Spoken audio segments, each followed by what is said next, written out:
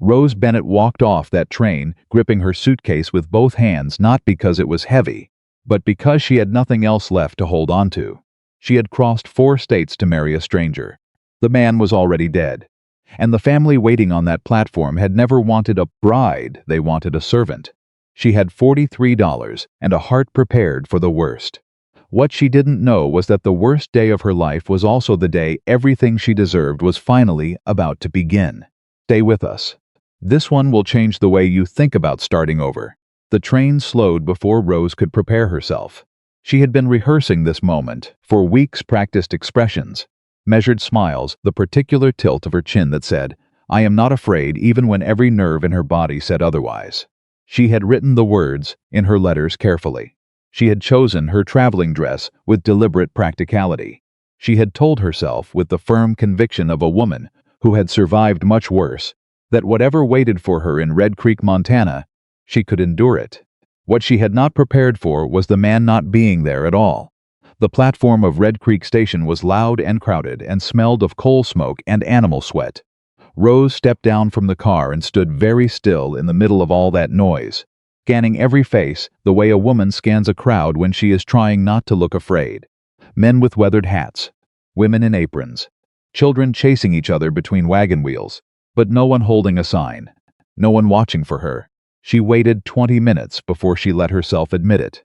Henry Dalton was not coming. She told herself it was a delay. She told herself the roads were muddy and the ride from the ranch was long, and Henry was probably a man who ran slow on punctuality. She had known men like that. Her father had been a man like that, always 10 minutes behind his promises, always with a reasonable explanation that somehow never made you feel any better. But at the 40-minute mark, she stopped telling herself stories. A woman approached her older, with a sharp face and careful eyes that had seen too many things to bother being delicate about them. She worked at the post office, she explained. She had received a letter intended for Miss Rose Bennett of Columbus, Ohio, and she had been watching for a young woman arriving alone. "You're here about Henry Dalton," the woman said. It was not a question. Rose straightened. "I am." The woman pressed her lips together in that particular way that meant someone was deciding how much of an ugly truth to deliver at once. "Miss Bennett," she finally said, "Henry Dalton has been dead for 4 months." The noise of the platform seemed to drop away. Rose heard the words. She understood them individually, each one perfectly clear. But together they formed a shape she couldn't quite make herself look at directly. The way you can't look directly at the sun without your eyes watering and refusing to cooperate.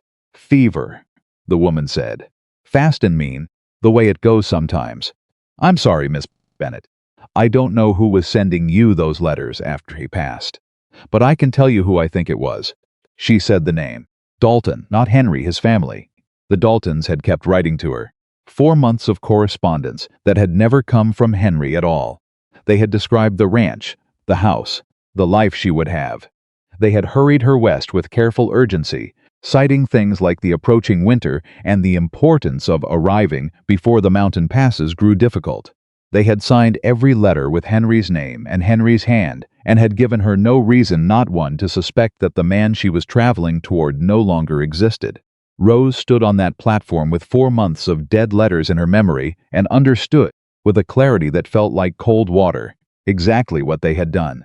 They needed a woman, not a wife, not a partner, a worker who would feel obligated to stay because she had come so far, because she had no money for a return ticket, because she would be too ashamed to admit she had been deceived.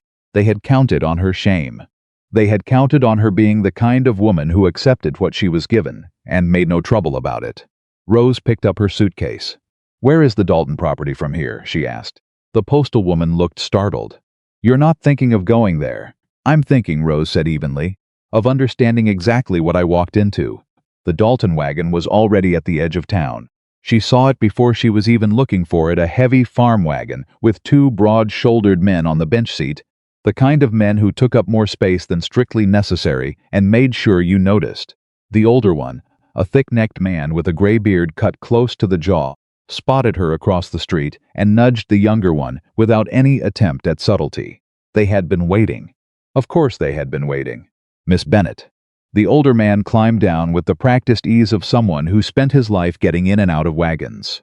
Gerald Dalton. Henry's uncle, she would later learn. But in that moment he was simply a man extending his hand with a smile that didn't reach his eyes. "We apologize for the mix-up. Couldn't get here before your train. Long ride from the property." The mix-up. That was what he called it. Rose shook his hand because she was still a woman who had been raised with manners, even when those manners were being used against her. "I understand Henry passed away," she said.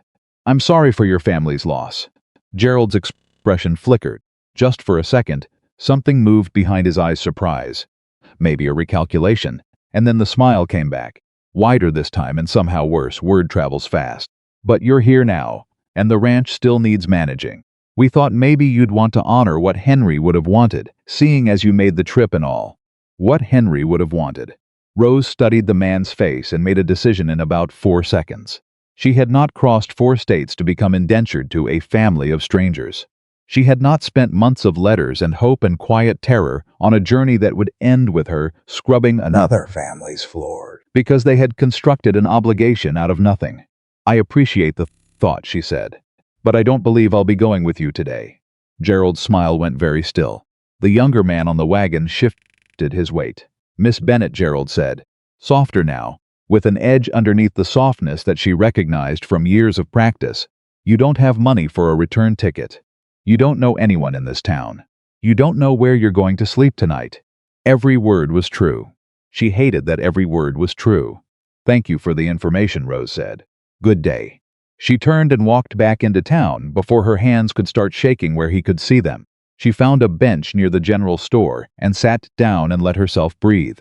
Her suitcase held 2 dresses, a Bible, a small framed photograph of her mother, $43 and some change, and a collection of sewing supplies she had packed because a practical woman always packed sewing supplies. $43. In a town where she knew no one and had no employment and no shelter and no plan. She was not going to cry. She had told herself the same thing many times in her life, and she had always been right.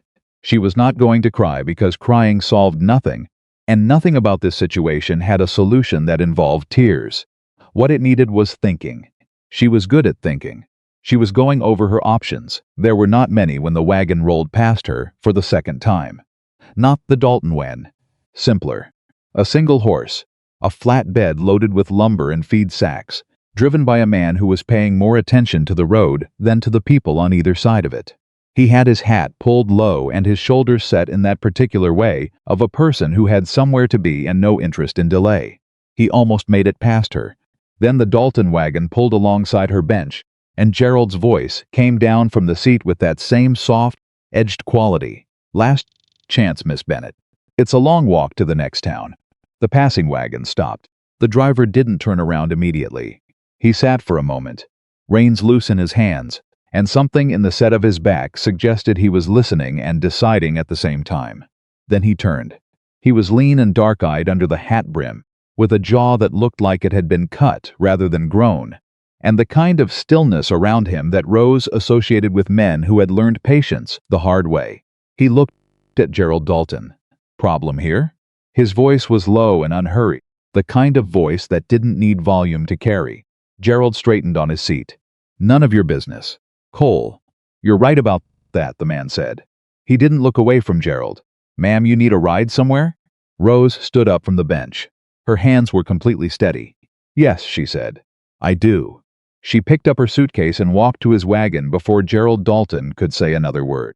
She climbed up to the bench seat with the dignity of a woman who had made a perfectly reasonable choice and had no interest in discussing it. The man Cole, Gerald had called him, gave her one measured look, then clicked his tongue at the horse. The wagon moved. Behind them, Gerald called something. Rose didn't turn around. They rode in silence for almost a full mile. Rose kept her eyes on the road ahead and her suitcase in her lap and tried to decide whether she had just solved a problem or created a larger one. She was in a wagon with a man whose name she didn't even fully know, heading toward a destination she hadn't asked about, in a territory where she knew nobody. On the scale of reasonable decisions, this one had some notable gaps. "Wyatt Cole," the man said finally, without looking at her. "Rose Bennett." Another stretch of silence. Then, "Where are you trying to get to?" She thought about lying. Then she thought about how much energy lying required and how little of it she had left. "I don't know yet," she said honestly. Away from them seemed like enough of a plan at the time. Something shifted in his expression.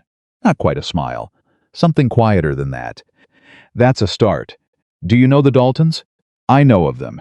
His tone made it clear that knowing of them and respecting them were separate categories. They had me come out from Ohio, Rose said, under the impression that I was to marry Henry Dalton. Henry died 4 months ago. They continued the correspondence on his behalf and didn't mention that particular detail. Wyatt was quiet for a moment. And you just found that out. He absorbed this. She watched his jaw tighten slightly. A small and controlled response that she suspected was significant coming from a man who seemed to measure his reactions carefully. What do you intend to do? I intend to find work, Rose said. Or shelter. Preferably both.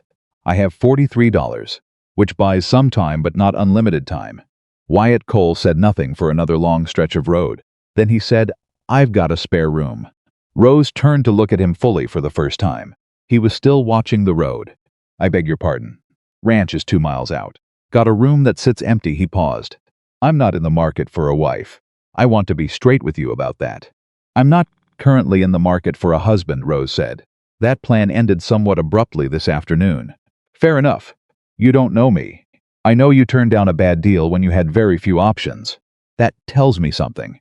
He adjusted the reins slightly. You can stay until you find work. No obligation beyond that. Rose sat with this offer for a moment. It was absurd. She knew it was absurd.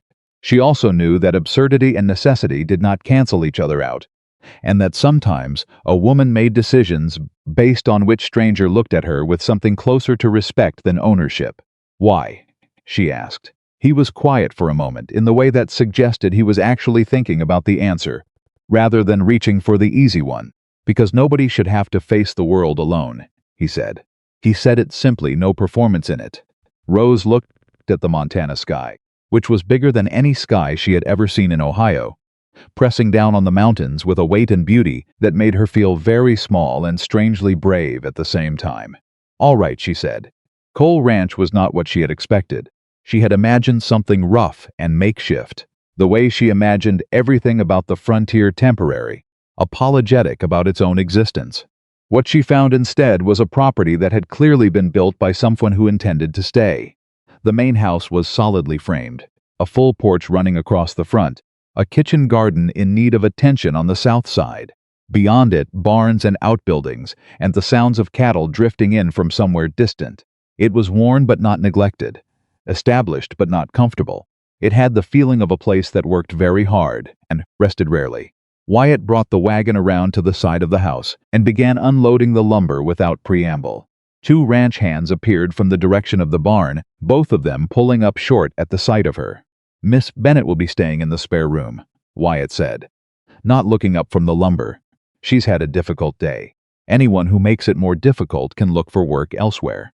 Neither ranch hand said a word. Rose followed Wyatt inside with her suitcase and tried to read the man she had just tied her immediate future to. He was clearly not an easy person. He was not a warm person in the demonstrative sense. But there had been something in the way he had spoken, the quiet certainty of someone who said what he meant because he had no interest in saying anything else, that made her feel more settled than she had any logical reason to feel. He showed her the spare room. It was small and plain and had a window that looked out over the south pasture. It was the first space that was entirely hers in longer than she could remember. Supper's at 6, Wyatt said from the doorway. You don't have to help. You can rest, I'll help, Rose said immediately. He looked at her for a moment. You don't owe me anything for the room. I know. She set her suitcase on the floor and turned to face him. But I'm not very good at sitting still. Something moved behind his eyes.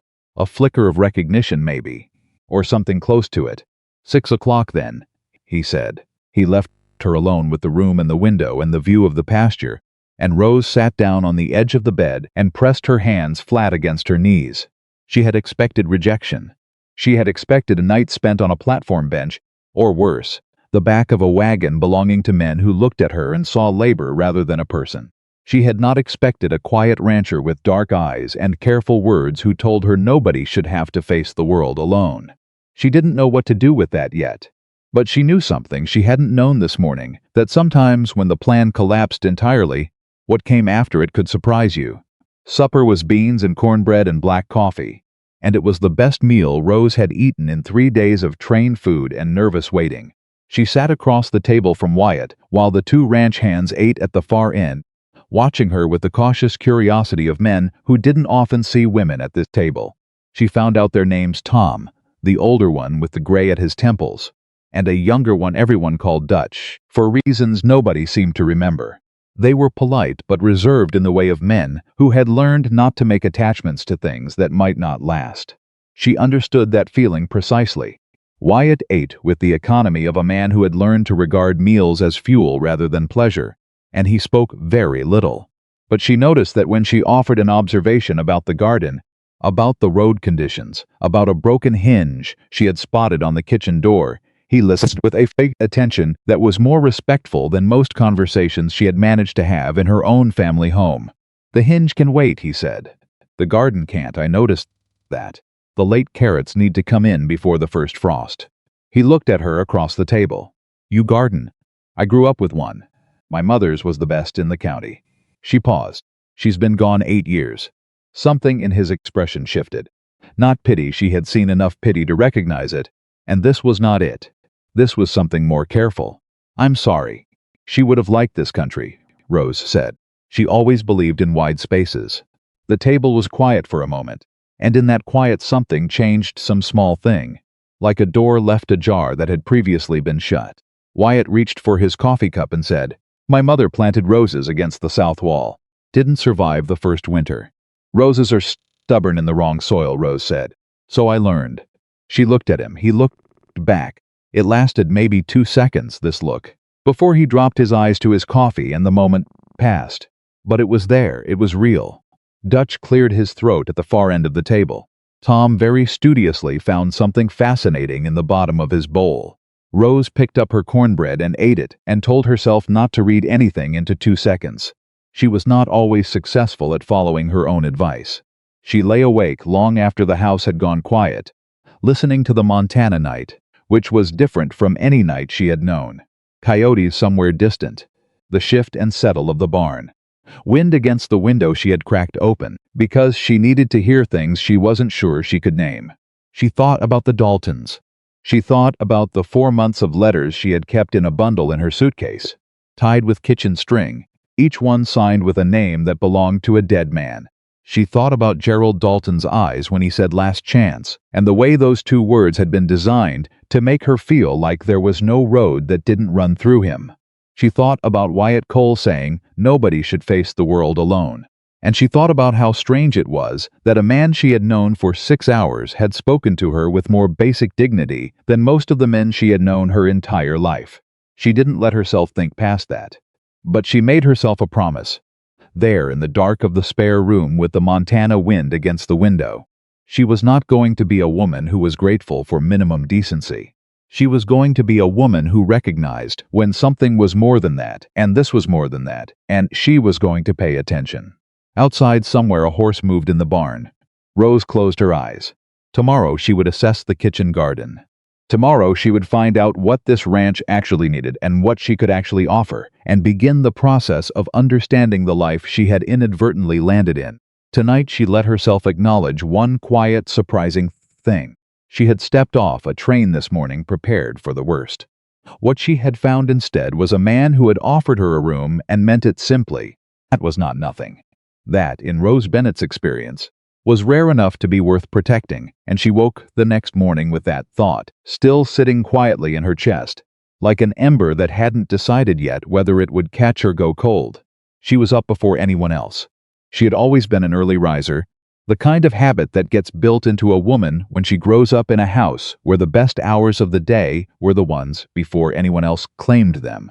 She dressed quickly, pulled her hair back with the efficiency of someone who had long stopped caring about impression and started caring about function, and walked out to the kitchen. The stove was cold. She lit it. She found coffee in a tin on the shelf above the stove, found a pot hanging on the wall hook, found a half-empty sack of cornmeal in the pantry and a crock of lard on the low shelf. She had the coffee boiling and the first batch of cornbread in the pan before the sky outside the kitchen window had finished deciding what color it wanted to be. When Wyatt came down the back stairs, he stopped in the kitchen doorway and looked at her for a moment without speaking.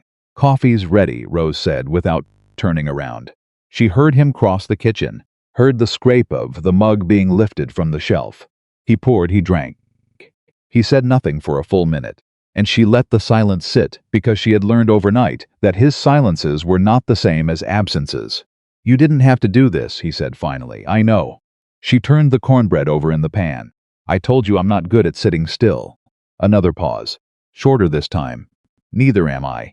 She heard something in that, not an admission exactly, more the edge of one. The beginning of a sentence that had more behind it than the words themselves. She didn't pull at it. She had learned that much at least, from years of living in a family that went tight and silent whenever you pushed too hard. You let people come to the door before you knocked. Tom and Dutch came in 10 minutes later, and the way they both went still when they saw the cornbread on the table and the coffee already poured told Rose everything she needed to know about how this kitchen had been running. Sustaining but cheerless. The kind of cooking that kept men alive without reminding them that food could be something other than fuel. Dutch looked at Tom. Tom looked at the cornbread. Then he sat down and helped himself without a word, which Rose decided to take as the highest available compliment. She spent the first full day learning the ranch. Not because anyone asked her to. Not because she had been assigned a role or given a list of tasks. She walked the property the way she walked any new place, methodically, attentively, with the patient attention of a woman who had learned that the details other people overlooked were usually the ones that mattered most. The kitchen garden was in worse shape than she had estimated from the window. The late carrots were still in the ground, which was survivable, but a significant section of the root bed had gone to rot at the base, and nobody had caught it because nobody had been looking closely enough. She pulled what was salvageable and made a mental accounting of what was lost. The smokehouse had a gap in the side wall that had been patched with what appeared to be optimism and a piece of canvas that would not survive the first real wind of winter. She made a note of that, too. The account ledger on the kitchen shelf, which she found only because she was looking for a pencil in the wrong drawer, she closed immediately and put back exactly where she found it. That was not her business. She knew it was not her business. But she had seen, in the 1 second before she closed it, enough to understand that the numbers on those pages told a story that didn't match the size and quality of this ranch, and that story troubled her in ways she couldn't fully articulate yet. By late afternoon, Tom found her in the garden, pulling the last of the carrots. He stood at the edge of the bed for a moment, watching her with an expression that was caught somewhere between skeptical and reluctant. "You planning on staying?" he asked. The question was blunt, but not unkind. Rose recognized the difference. "I'm planning on being useful while I'm here," she said. Whether that becomes permanent is a separate question. Tom absorbed this with the same measured quiet light she was beginning to associate with men who had spent their lives outdoors and learned to take the long view of things. "Wyatt doesn't usually bring people home," he said. "He didn't bring me home. He gave me a ride away from a bad situation." She set another carrot in the basket. "That's a different thing." Tom looked at her for a long moment. Something in his assessment shifted not into warmth exactly, but into something more open than it had been.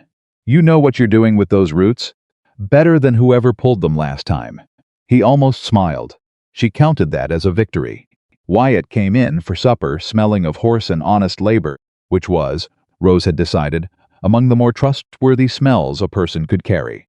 He washed at the basin in the hall and came to the table with damp hands and that same settled quietness that she was learning to read like weather. She had made stew from the salvaged carrots and some beef she found hung in the cold larder, and there was cornbread again because the men had eaten the first batch without leaving a single piece, which she had noticed. "Root beds lost about a third," she told him, "when they were eating. The rest is sound. You'll want to get the smokehouse wall patched before November." Wyatt looked up from his bowl. "You walk the property. I like to understand what I'm in the middle of." Dutch made a small sound that might have been a cough or might have been something he was choosing not to say out loud. Tom appeared to be concentrating very hard on his bread. "Tom could show you the north fence line tomorrow," Wyatt said. "It'll need work before the herds moved for winter." "I can ride," Rose said. All three men looked at her. "I grew up in Ohio, not a parlor," she said. "My uncle had horses." Dutch put his spoon down. "You're going to ride fence with Tom. If Tom doesn't object." Tom appeared to have no particular objection. He nodded once, in the way of a man who has decided to let reality instruct him rather than argue with it in advance. Wyatt watched her across the table with that measured, unreadable look. "All right," he said. She had the distinct feeling this meant more than its 2 words suggested. She found the ledger again on the 3rd day, and this time she didn't close it. She told herself she was only going to look at the last 3 months. That was a reasonable thing to look at. It would give her context for the root bed replacement and the smokehouse repair, and how far ahead she could plan the winter stores before she needed to ask Wyatt what the budget allowed. What she found in those 3 months made her put the ledger down and pick it up again. The numbers were wrong. Not wrong in the way of bad luck or poor harvest or the ordinary hardships of frontier ranching, though those were present too. Wrong in a specific, patterned way, the kind of wrong that required intention. Supply costs running consistently higher than delivery records justified. Feed tallies that didn't match the herd count by enough margin to account for spoilage or loss. Small amounts, each individually unremarkable, but accumulated into something that over the course of a year represented a significant drain on a ranch that was already operating thin.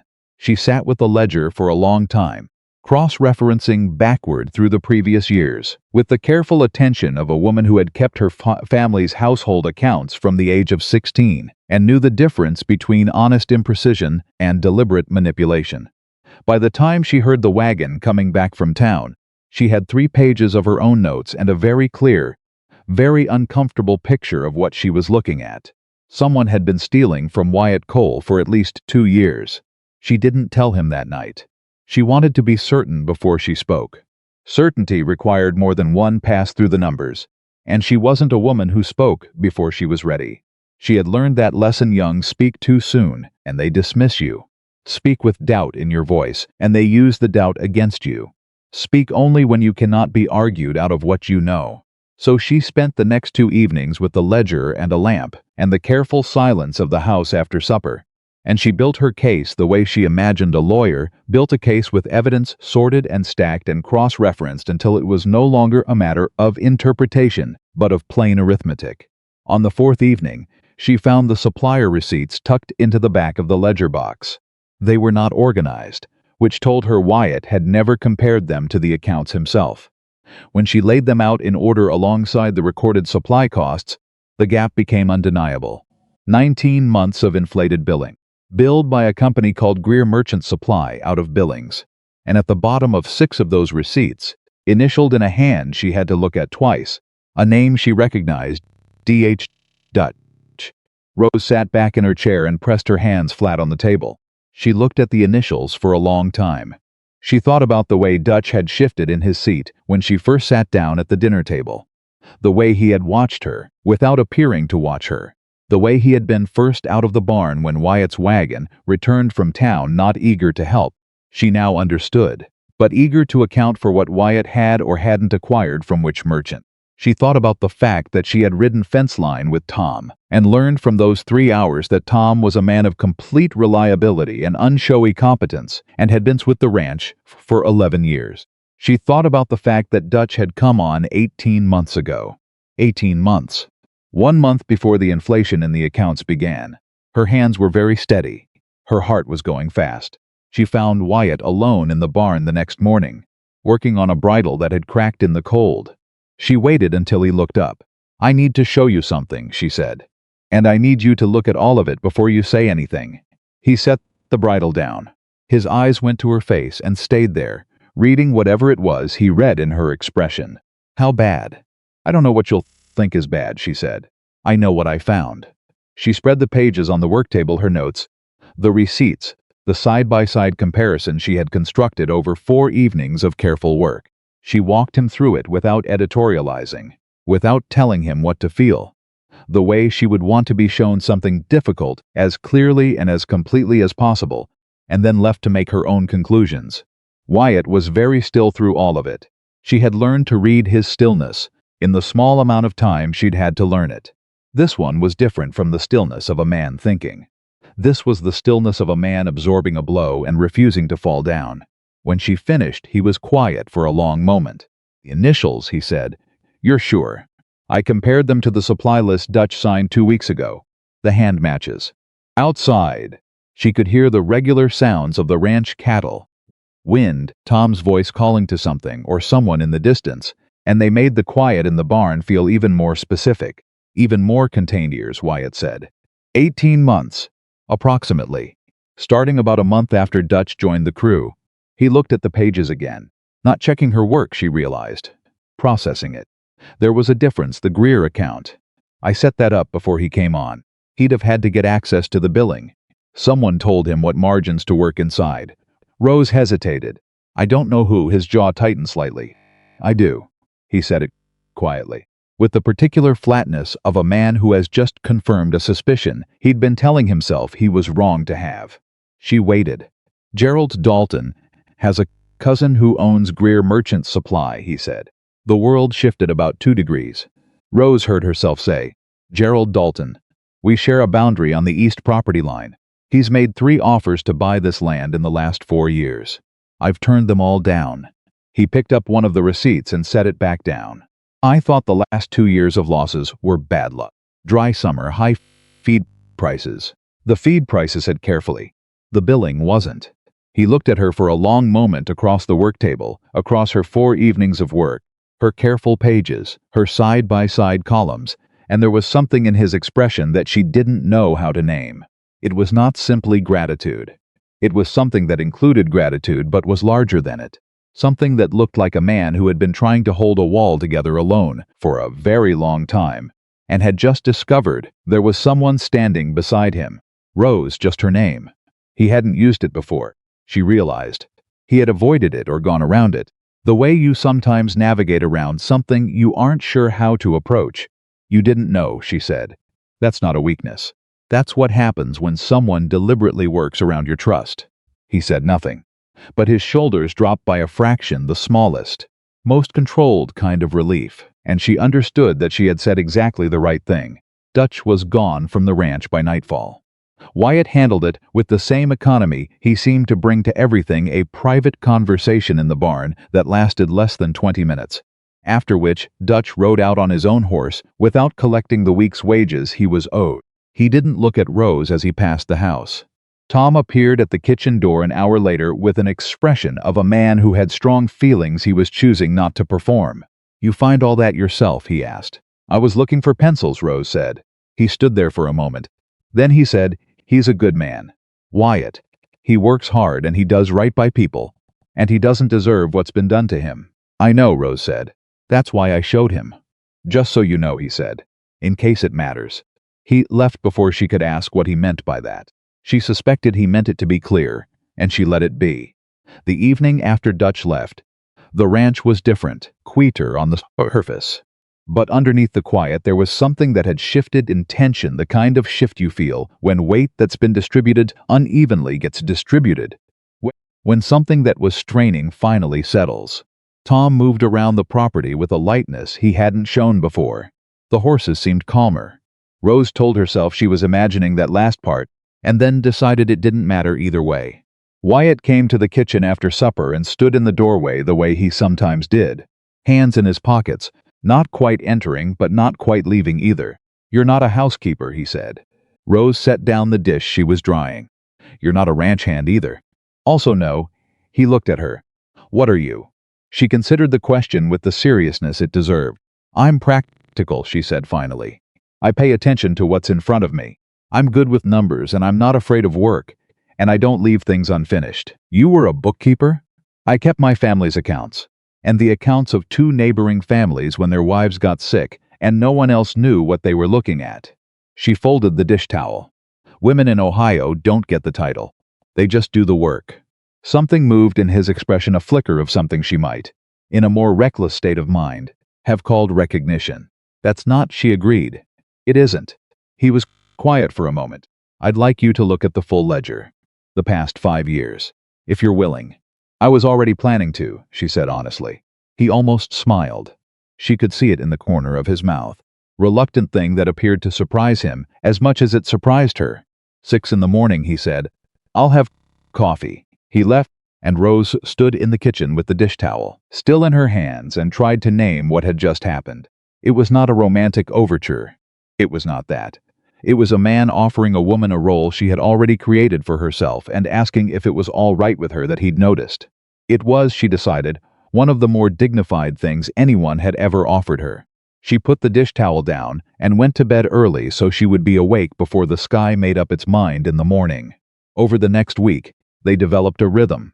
She did not mean for it to happen deliberately. It simply did.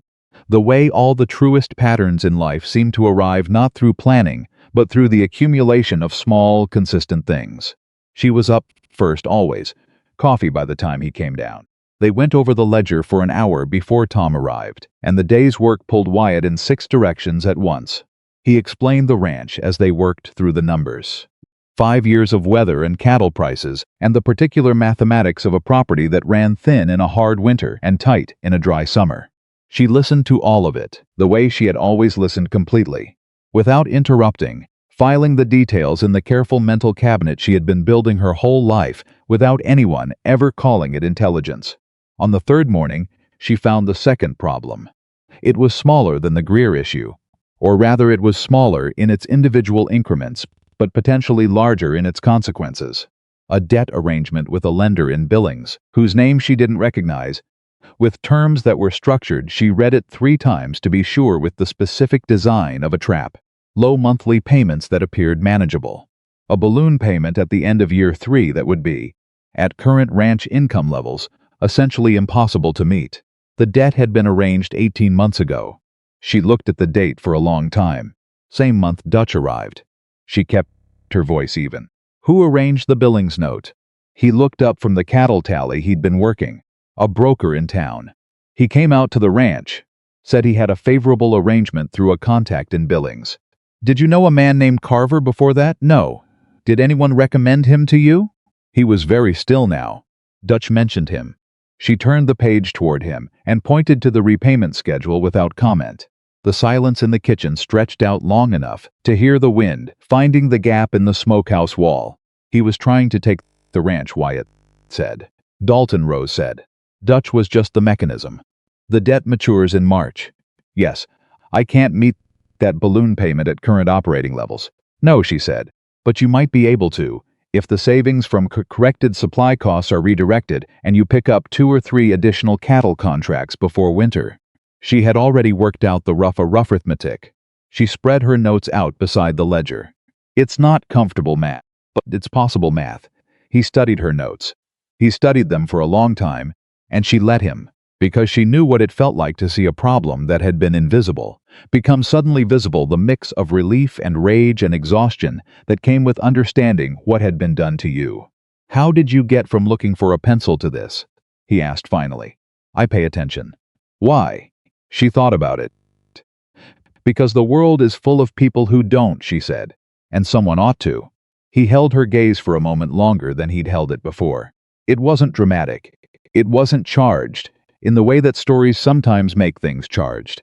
It was simply the look of a man who was beginning to understand that the woman sitting across his kitchen table was not what he had expected her to be. He hadn't expected much, she knew that. He had offered her a room out of decency and a kind of spare human solidarity. He had not expected to find, on the other side of that decency, someone who would sit up by lamplight for 4 evenings doing arithmetic on his behalf. The Billings lender, he said. Can it be restructured? I'd want to talk to an attorney in Red Creek. But yes, I think so. The terms are predatory enough that a judge might look at them favorably. You know something about predatory terms. I know something about people who design contracts to trap women with no options, she said. The Dalton family letters were the same construction. Make the terms look reasonable until you're too invested to see the ceiling. He was quiet for a moment. They did that to you, they tried. She picked up her coffee cup. They miscalculated. Something happened in his expression then. Slow and definite, the way a season changes not all at once but undeniably. He looked at her like he was revising something, like he had been holding a particular picture in his mind, and the picture had just changed around its edges into something larger. She rose, he said. I'd like to pay you. For the books. For what you've done with the accounts. She opened her mouth. He kept going before she could speak. Not as a favor. not as something owed for the room. As a position. Ranch accounts manager. He paused. She looked at him. Across the ledger and the coffee cups and the 4 mornings of work spread between them. She thought about the spare room with the south-facing window. She thought about the kitchen garden with the salvaged carrots. She thought about Tom saying he does by people with the conviction of a man who had watched it be true for 11 years. She thought about what it felt like to be in a place where the work she did was named and compensated, rather than simply absorbed as the expected output of her gender. "I'll stay," she said, "on one condition. Name it." "The smokehouse wall gets fixed before the first frost." He stared at her for 1 second. Then that corner of his mouth did the thing it had done the night before, a small, reluctant motion that climbed slightly higher this time and stayed longer. "Done," he said. She went back to the ledger. He went back to the cattle tally. And the morning came through the window in that particular Montana, way wide and uncompromising, and larger than any window could properly account for. And Rose Bennett, who had arrived in Red Creek with $43 and a heart prepared for the worst, found herself doing work she was good at, in a house that did not feel temporary, beside a man who was slowly becoming something she didn't have a safe word for yet. She was not going to rush that. But she was, for the first time in a long time, not afraid of where it might lead. What she didn't know, what neither of them knew, sitting in that kitchen over coffee and cattle tallies, and the slow rebuilding of a trust that should never have been broken, was that Gerald Dalton had not finished. He had lost Dutch. He had lost the billing scheme. He was watching a ranch he had been systematically trying to hollow out begin to stabilize from the inside. And he had just found out who was responsible. He had also found out something else, something that he intended to use with far less subtlety than everything that had come before. Rose Bennett had left Columbus, Ohio, under circumstances that the Dalton family could describe in whatever terms suited them best, and in a frontier town, where a woman's reputation was the only currency she had that couldn't be stolen outright. That was a very dangerous thing for Gerald Dalton to know, and he knew it the way a man knows a weapon, with the particular satisfaction of someone who has just found exactly the right tool for the job he has been waiting to do. Rose didn't know it was coming. That was the thing about this kind of attack. It didn't arrive with warning. It didn't knock on the door and announce itself. It moved the way smoke moved, low and quiet, and already everywhere by the time you smelled it. She found out on a Tuesday. She had ridden into Red Creek with Tom to pick up the legal documents Wyatt had requested from the attorney regarding the billings note.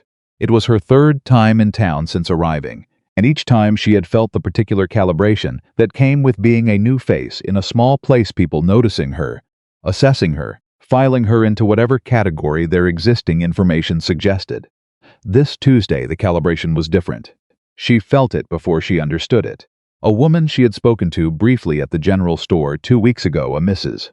Harding, pleasant enough, who had asked polite questions about Ohio, looked directly at Rose from across the street, and then looked away without acknowledgement. Deliberately. The kind of not seeing that required effort. Tom noticed too. She could tell by the way his jaw set slightly, the way he adjusted his direction so he was walking half a step closer to her side.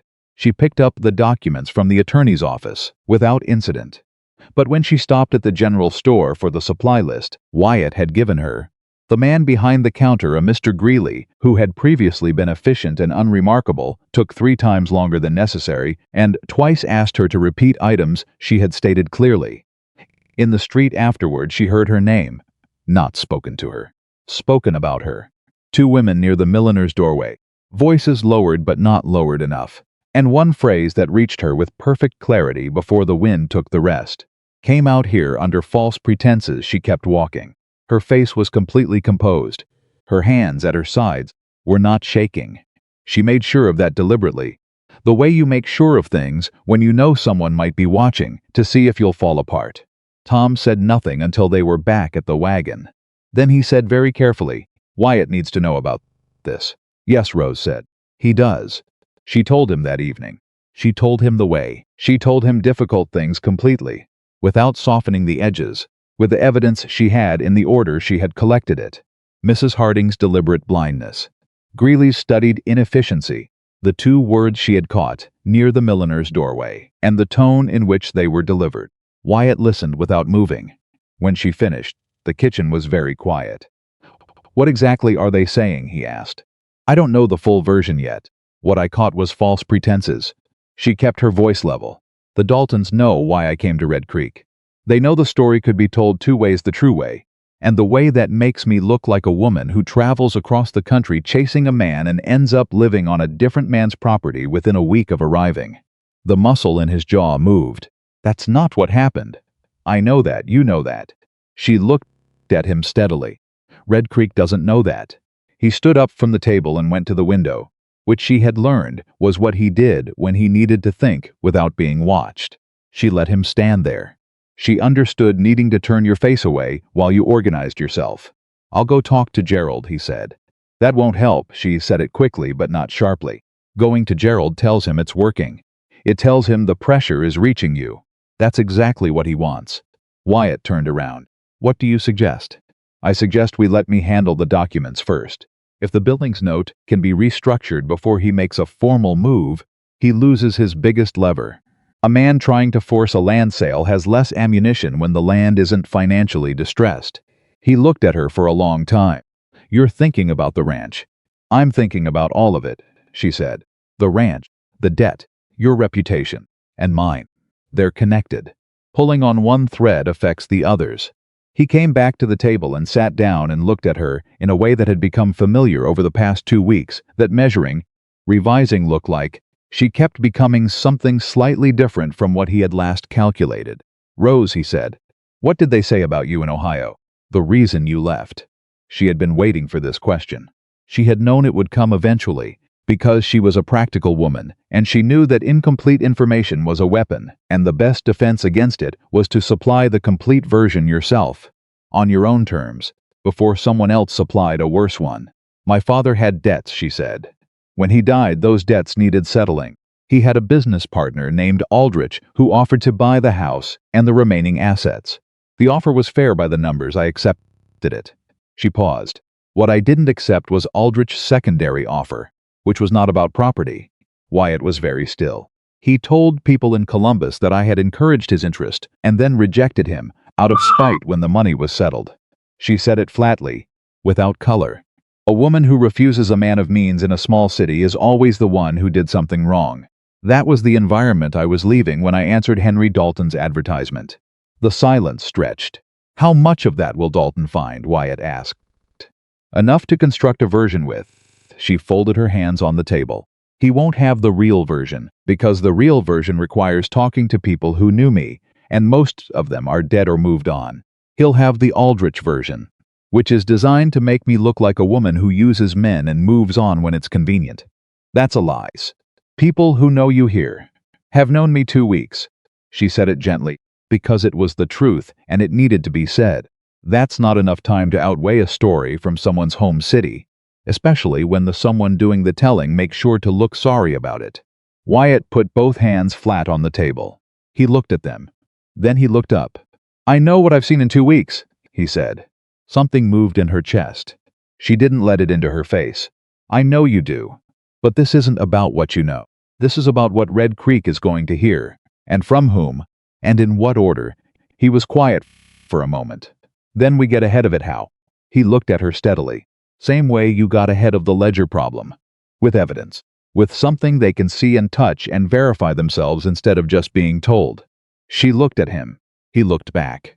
In the history of conversations she had had in this kitchen, this one felt different, less like an accounting exercise, and more like something that required more courage than arithmetic. The attorney, she said finally. If he reviews the Dalton letters, the full correspondence, a judge can establish that the deception originated with them. That reframes the story. I wasn't pursuing a dead man. I was deceived by living ones. That's the truth. Yes. And truth is most useful when it has a document attached to it. Wyatt almost smiled. But underneath the almost smile, his expression was doing something she hadn't seen from him before, something tight and determined, and quietly furious that seemed to run deeper than anger about the ranch or the ledger or the debt. He was angry on her behalf. She hadn't expected that. She had expected solidarity, maybe, pragmatic alliance. She had not expected the particular quality of quiet rage that crossed his face when he understood what had been done to her before she ever set foot in Montana, and what was being done to her now. She told herself not to read too much into it. She told herself that a lot these days. The formal attack came 4 days later.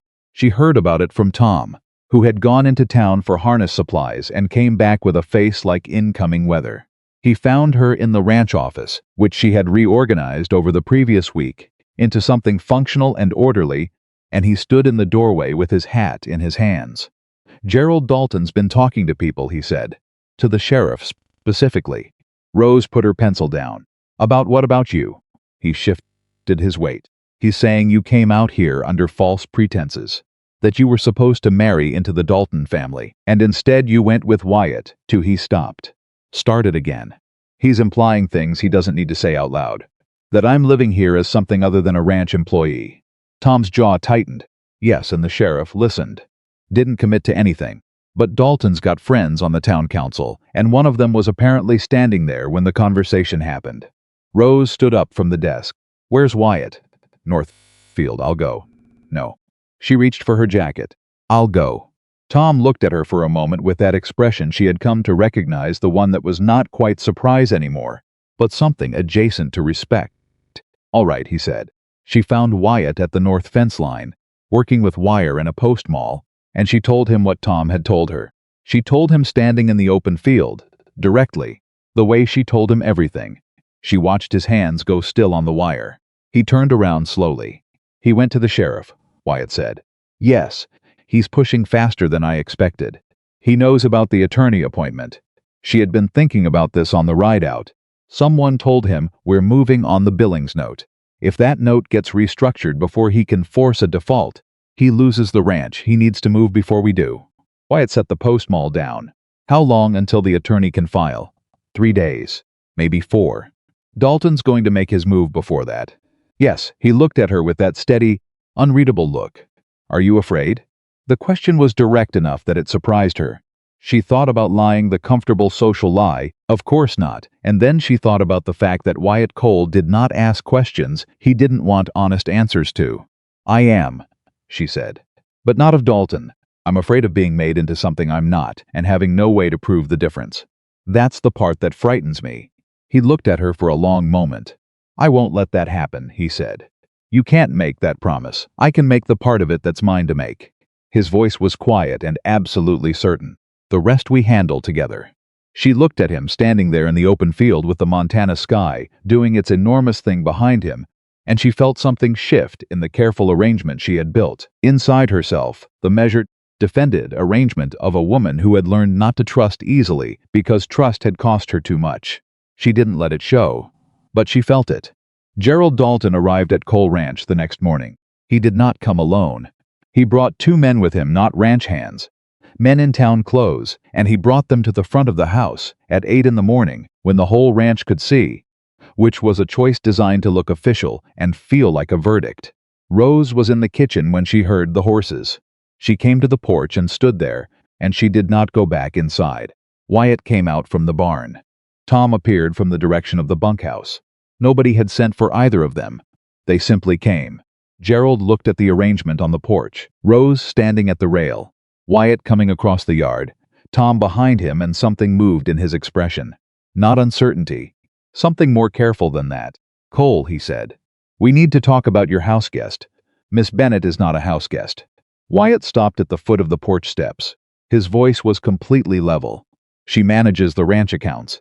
She's an employee." Gerald's mouth curved. "Is that what you're calling it?" "That's what it is. The town sees it differently." Gerald glanced at Rose with the particular look of a man who thinks he's holding every card. "Woman arrives from Ohio. Her intended husband is dead. She ends up at the ranch of a man she met on the day she arrived. That's not the sort of arrangement decent folk look favorably on." Wyatt looked at him for a moment. "Who told you Henry was her intended husband?" Gerald blinked. "Just once, but Rose caught it. Henry was dead before she ever boarded a train," Wyatt continued, in the same level tone. "She didn't come here for Henry. She was brought here by letters signed with his name, by people who wanted free labor and thought she'd be too ashamed to refuse it once she arrived." The men in town clothes exchanged a look. "That's a convenient story," Gerald said. "It's a documented one." Wyatt looked at him steadily. "We have the letters, all of them dated. The attorney in town has copies. So does the man I wrote to in Columbus 3 days ago. Rose felt the air around Gerald Dalton change. She watched him recalculate. She had seen that particular recalculation before, in Aldrich's face in Columbus, in her father's business partners, when they understood that the woman they had expected to fold was not going to fold. "You're making a mistake," Gerald said. But the certainty had left his voice. What remained was something harder and thinner. "I've made a few in my life," Wyatt said. "Letting someone take this ranch isn't going to be one of them." He paused. "The Billings note gets restructured next week. The supply contract with Greer is terminated, and the sheriff in Red Creek is going to receive, in the next 48 hours, a documented account of what Dutch Hendricks was doing with the billing records for the past 18 months. Gerald went very still. "You can stay and discuss it," Wyatt said, "or you can ride back the way you came." Gerald looked at Rose one more time. It was a look designed to make her feel like a problem, like something unsettled and inconvenient that had wandered into a situation and made it complicated. She had been looked at that way before. By her father's partner. By people in Columbus who had found her grief too loud and her opinions too present and her refusal to disappear inconvenient. She looked back. She did not blink first. Gerald turned his horse. The two men in town clothes followed him. They rode out without another word, and the sound of the horses faded down the road, and the ranch was quiet again. Tom let out a breath somewhere behind her. Wyatt turned around and looked at her on the porch. "You knew about the Columbus letter," she said. "I wrote it the same day you told me about Aldrich." His voice was very calm. "I thought we might need it." She looked at him. "You could have told me." "I could have." He came up the porch steps and stopped in front of her. "I didn't want you to think I doubted your account. Verifying my account isn't the same as doubting it, I know that. Now." Something moved in his face, a fraction of the composure breaking. "Just briefly. I wasn't sure at the time whether you'd see the difference." She understood. She stood there, and she understood completely, because she had done the same thing herself, held information back, because she didn't know yet whether the other person was safe enough to receive it, whether they would take the act of verification as confirmation of trust rather than evidence of suspicion. Next time she said, "Tell me." "Yes," he said. Just that, no qualification, and the directness of it, the complete absence of hedging, hit her somewhere behind the sternum in a way she hadn't been prepared for. She looked away first. Not because she was losing something, because she needed a moment to put herself back in order. The attorney filed on the Billings note 4 days later. The terms were, as Rose had assessed, predatory enough that the judge in the county seat took a dim view of them. The restructured arrangement gave the ranch 18 additional months at a significantly reduced rate, with a manageable final payment that the corrected operating budget could support. The Greer contract was formally terminated with a letter that Rose drafted and Wyatt signed. The sheriff received a documented account of the billing fraud, with the original receipts, Rose's comparison pages, and a letter from Wyatt. Dutch Hendricks, it turned out, had a prior incident in Wyoming that the sheriff found worth noting. The investigation was opened. Gerald Dalton made no further visits to Cole Ranch. He was not finished. Rose understood that clearly, with the instinct of a woman who had dealt with men like Gerald Dalton before, and knew that retreat was not the same as surrender. But he was recalculating. He had lost the billing scheme, the debt trap, and the reputational attack in rapid succession, and the woman he had counted on being too ashamed or too isolated to fight back had turned out to have 4 evenings of ledger work and a lawyer and an attorney's filing on her side. Red Creek, meanwhile, was doing what small towns do when information gets corrected, adjusting slowly, imperfectly, with the particular awkwardness of people who had been leaning one direction and now needed to lean the other without admitting they had leaned at all. Mrs. Harding stopped looking away when she saw Rose on the street. Greeley at the general store reverted to his previous efficiency.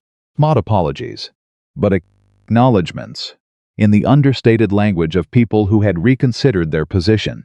Tom told her at supper one evening that 3 people in town had asked him independently whether Miss Bennett was really the one who found the billing problem.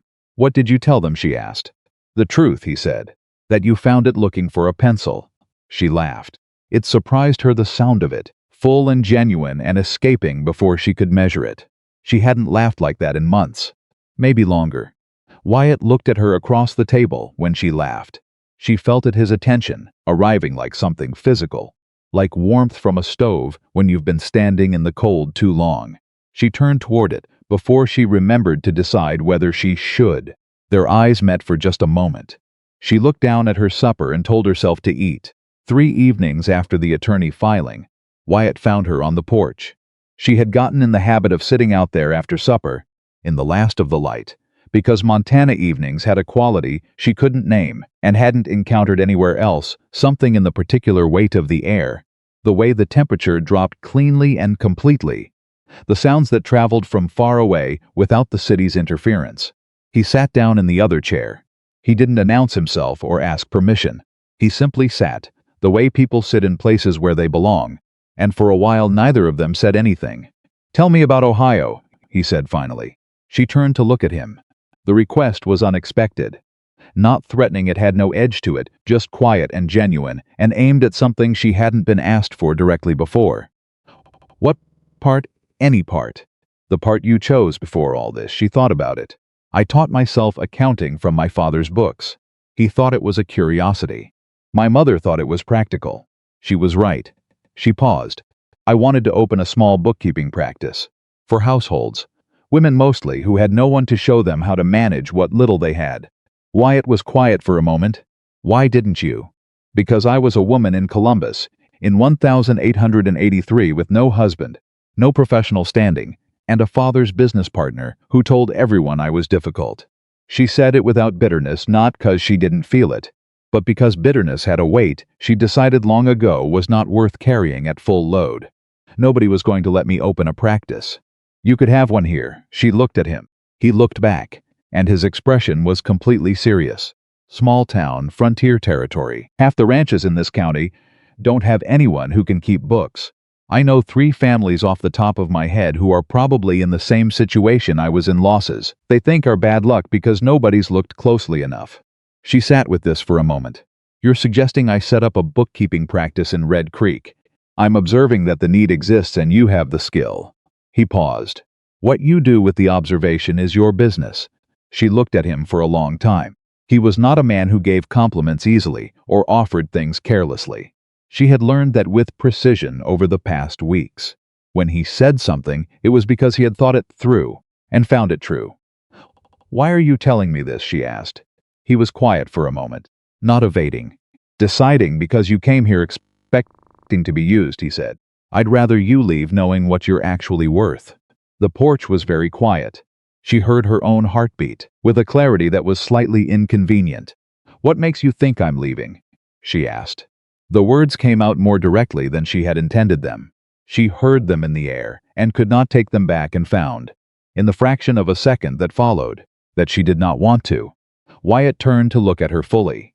In the fading light, his face was still and open and stripped of the careful reserve that usually sat there like a second skin. "I don't," he said. "Think you're leaving." Her breath came out slowly.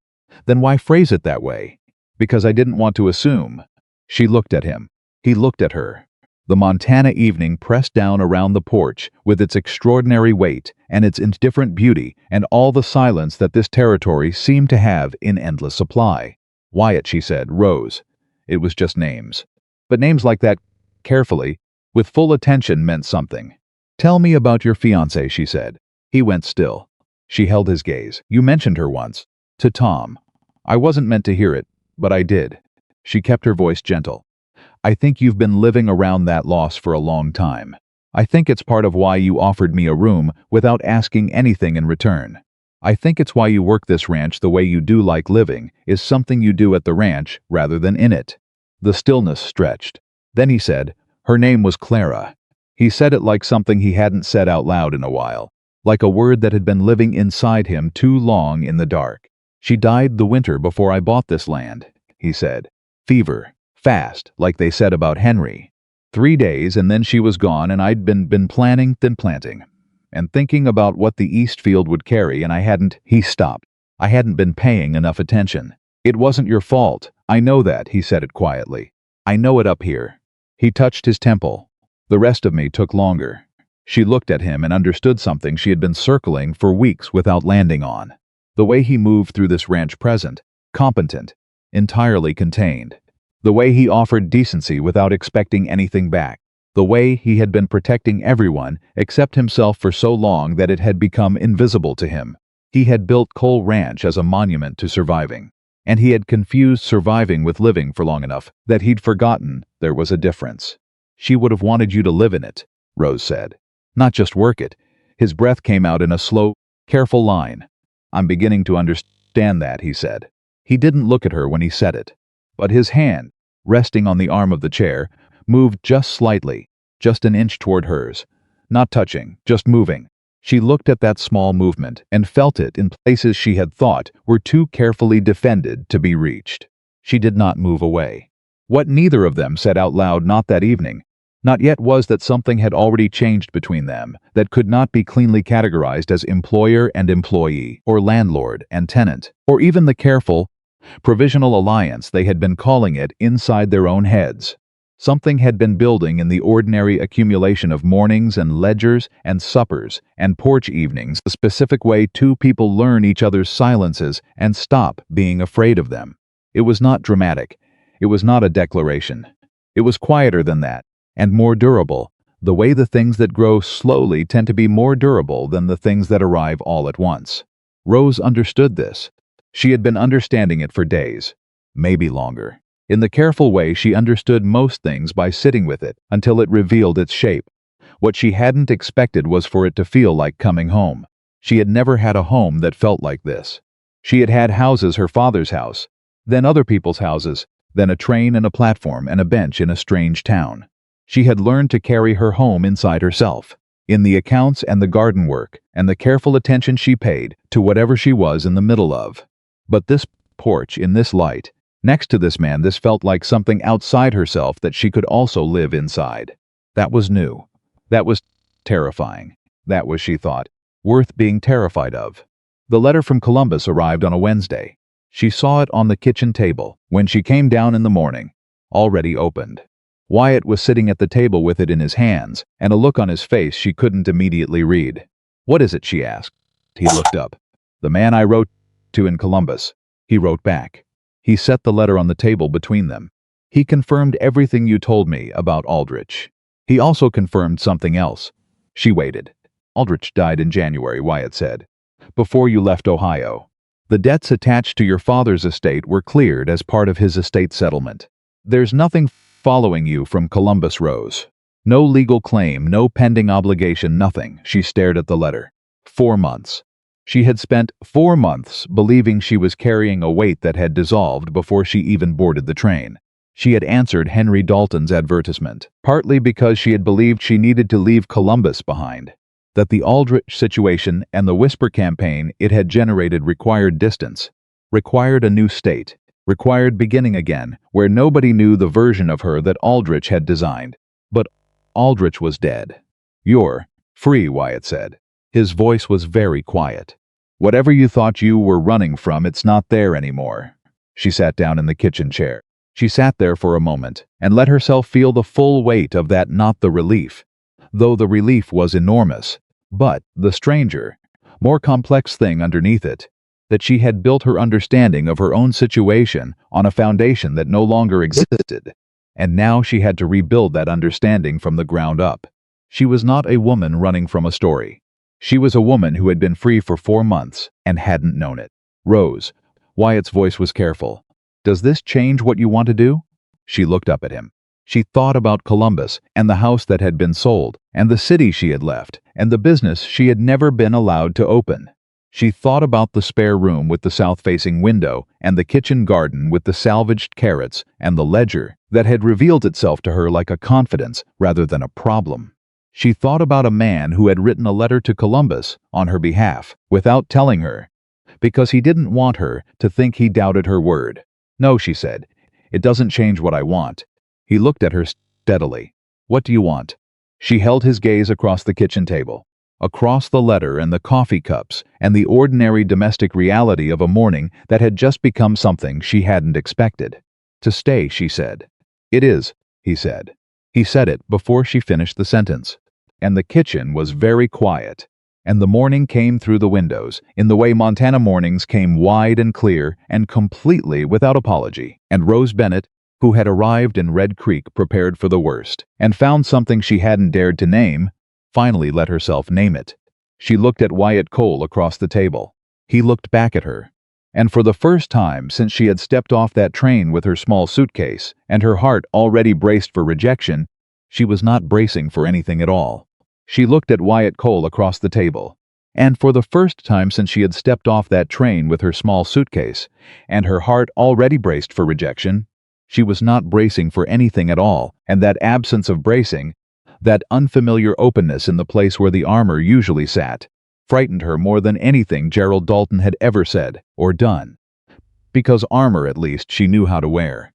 This, whatever this was becoming, she did not have a practiced response for. She picked up her coffee cup and looked at the letter still sitting on the table between them, and told herself to be sensible. Sensible meant acknowledging that a man saying it is before she finished a sentence was not the same as a declaration. Sensible meant remembering that two people who had been through what they had been through in the past weeks were operating under a particular kind of intensity that could make things feel more defined than they were. Sensible was very difficult when Wyatt Cole was looking at her the way he was looking at her. "I need to go check the north fence repair," he said. "I know." He stood up. He picked up his hat from the hook by the door. He stopped with his hand on the door frame, his back to her, and she watched muscles his shoulders do something that looked like a decision being made. "Rose," he said, "whatever you need to figure out about what comes next, take the time you need." He left before she could answer. She sat at the kitchen table with the letter and the cooling coffee and the sensation of a door that had been opened but not walked through. And she told herself very firmly that she was a practical woman, and practical women did not sit in kitchens feeling things they couldn't catalog. Then she felt them anyway, because some things don't wait for permission. Tom found her in the office an hour later.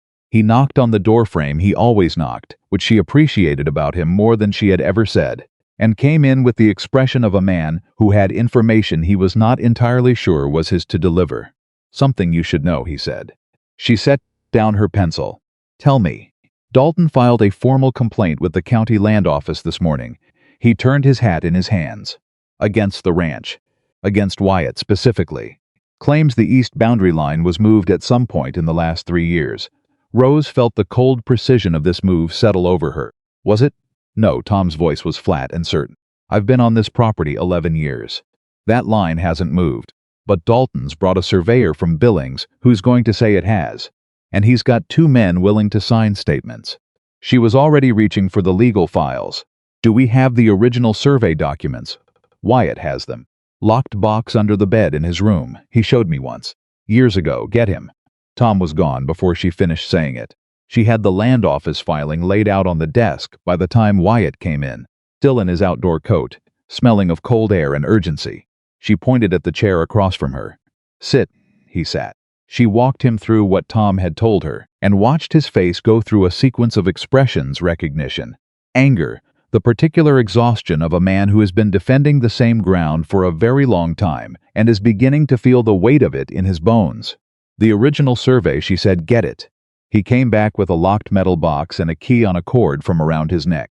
The original survey documents were inside, folded carefully, dated 1879, with the county surveyor's seal still intact. She spread them on the desk beside the land office filing and compared them with the methodical attention she brought to every document she had ever handled. The boundary lines were clear, unambiguous, recorded with the precision of a professional surveyor who had done his job correctly 6 years ago. "Dalton surveyor is going to claim measurement error," she said. "A shift of," she checked the filing, 40 feet east, which would put a significant section of your water access on his side of the line. "The creek," Wyatt said. "Yes." He understood it immediately. She could see it in his face, the full shape of what Dalton was doing. Without reliable water access, the cattle operation became dramatically more difficult and expensive. It was the kind of leverage that could make a man sell even when he didn't want to, simply because the alternative was watching his hogs suffer. "He's been thinking about this longer than we have," Rose said. "He's been thinking about this longer than I have," Wyatt said. "You've been thinking about it for exactly the right amount of time." She looked at him. "We need a counter-survey. Independent. Filed before his surveyor's report is officially entered. How fast can we get one? If I ride to Red Creek today and telegraph the county land office in Helena, we can request an emergency independence survey. They'll send someone within the week. She was already calculating. It costs money we're tight on, but it costs less than losing the water. Do it. She was reaching for her coat before he finished the 2 words. She rode into Red Creek alone, which she did not tell Wyatt she was doing, because she knew he would want to come, and she needed him to stay on the property with the original documents, in case Dalton tried anything while she was gone. Tom knew. She told Tom, because Tom was the kind of man you told things to when you needed someone to know your whereabouts without making a production of it. The telegraph office was on the main street, next to the post office, run by a thin young man named Harris, who was professionally incurious and very fast with the key. She composed the message to the Helena Land Office in the careful language she had taught herself from legal documents, requesting an independent boundary survey on a contested filing and citing the original 1879 survey seal number. Harris sent it without comment. She was walking back to the hitching post when she nearly ran directly into Gerald Dalton. He was coming out of the bank. He stopped when he saw her, and she stopped when she saw him. And for a moment, they simply looked at each other in the middle of the Red Creek Main Street. She noticed the calculation happening behind his eyes quick. Practiced the assessment of a man who was always running numbers on a situation. He had not expected her in town today.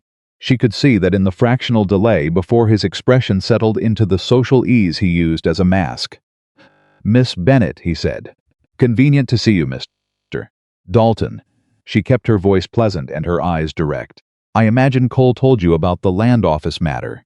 "I imagine you know exactly what Wyatt told me," she said. "Because you timed the filing deliberately to create a week of uncertainty while your surveyor's report sits pending." Something moved in his face. Respect, maybe. "You're a clever woman." "I'm a thorough one," she said. "There's a difference. Clever improvises. Thorough prepares." She held his gaze. "The original survey documents are in legal hands. The independent survey request was filed 20 minutes ago. Whatever story your man from Billings intends to tell, he's going to be telling it against a documented counter-record." Gerald looked at her for a long moment. "You know what your problem is, Miss Bennett?" She waited. "You think this is about the land," he said. She felt the hair on the back of her neck rise slightly. "What is it about?" He smiled. "The real one, not the social mask." And it was worse than the mask.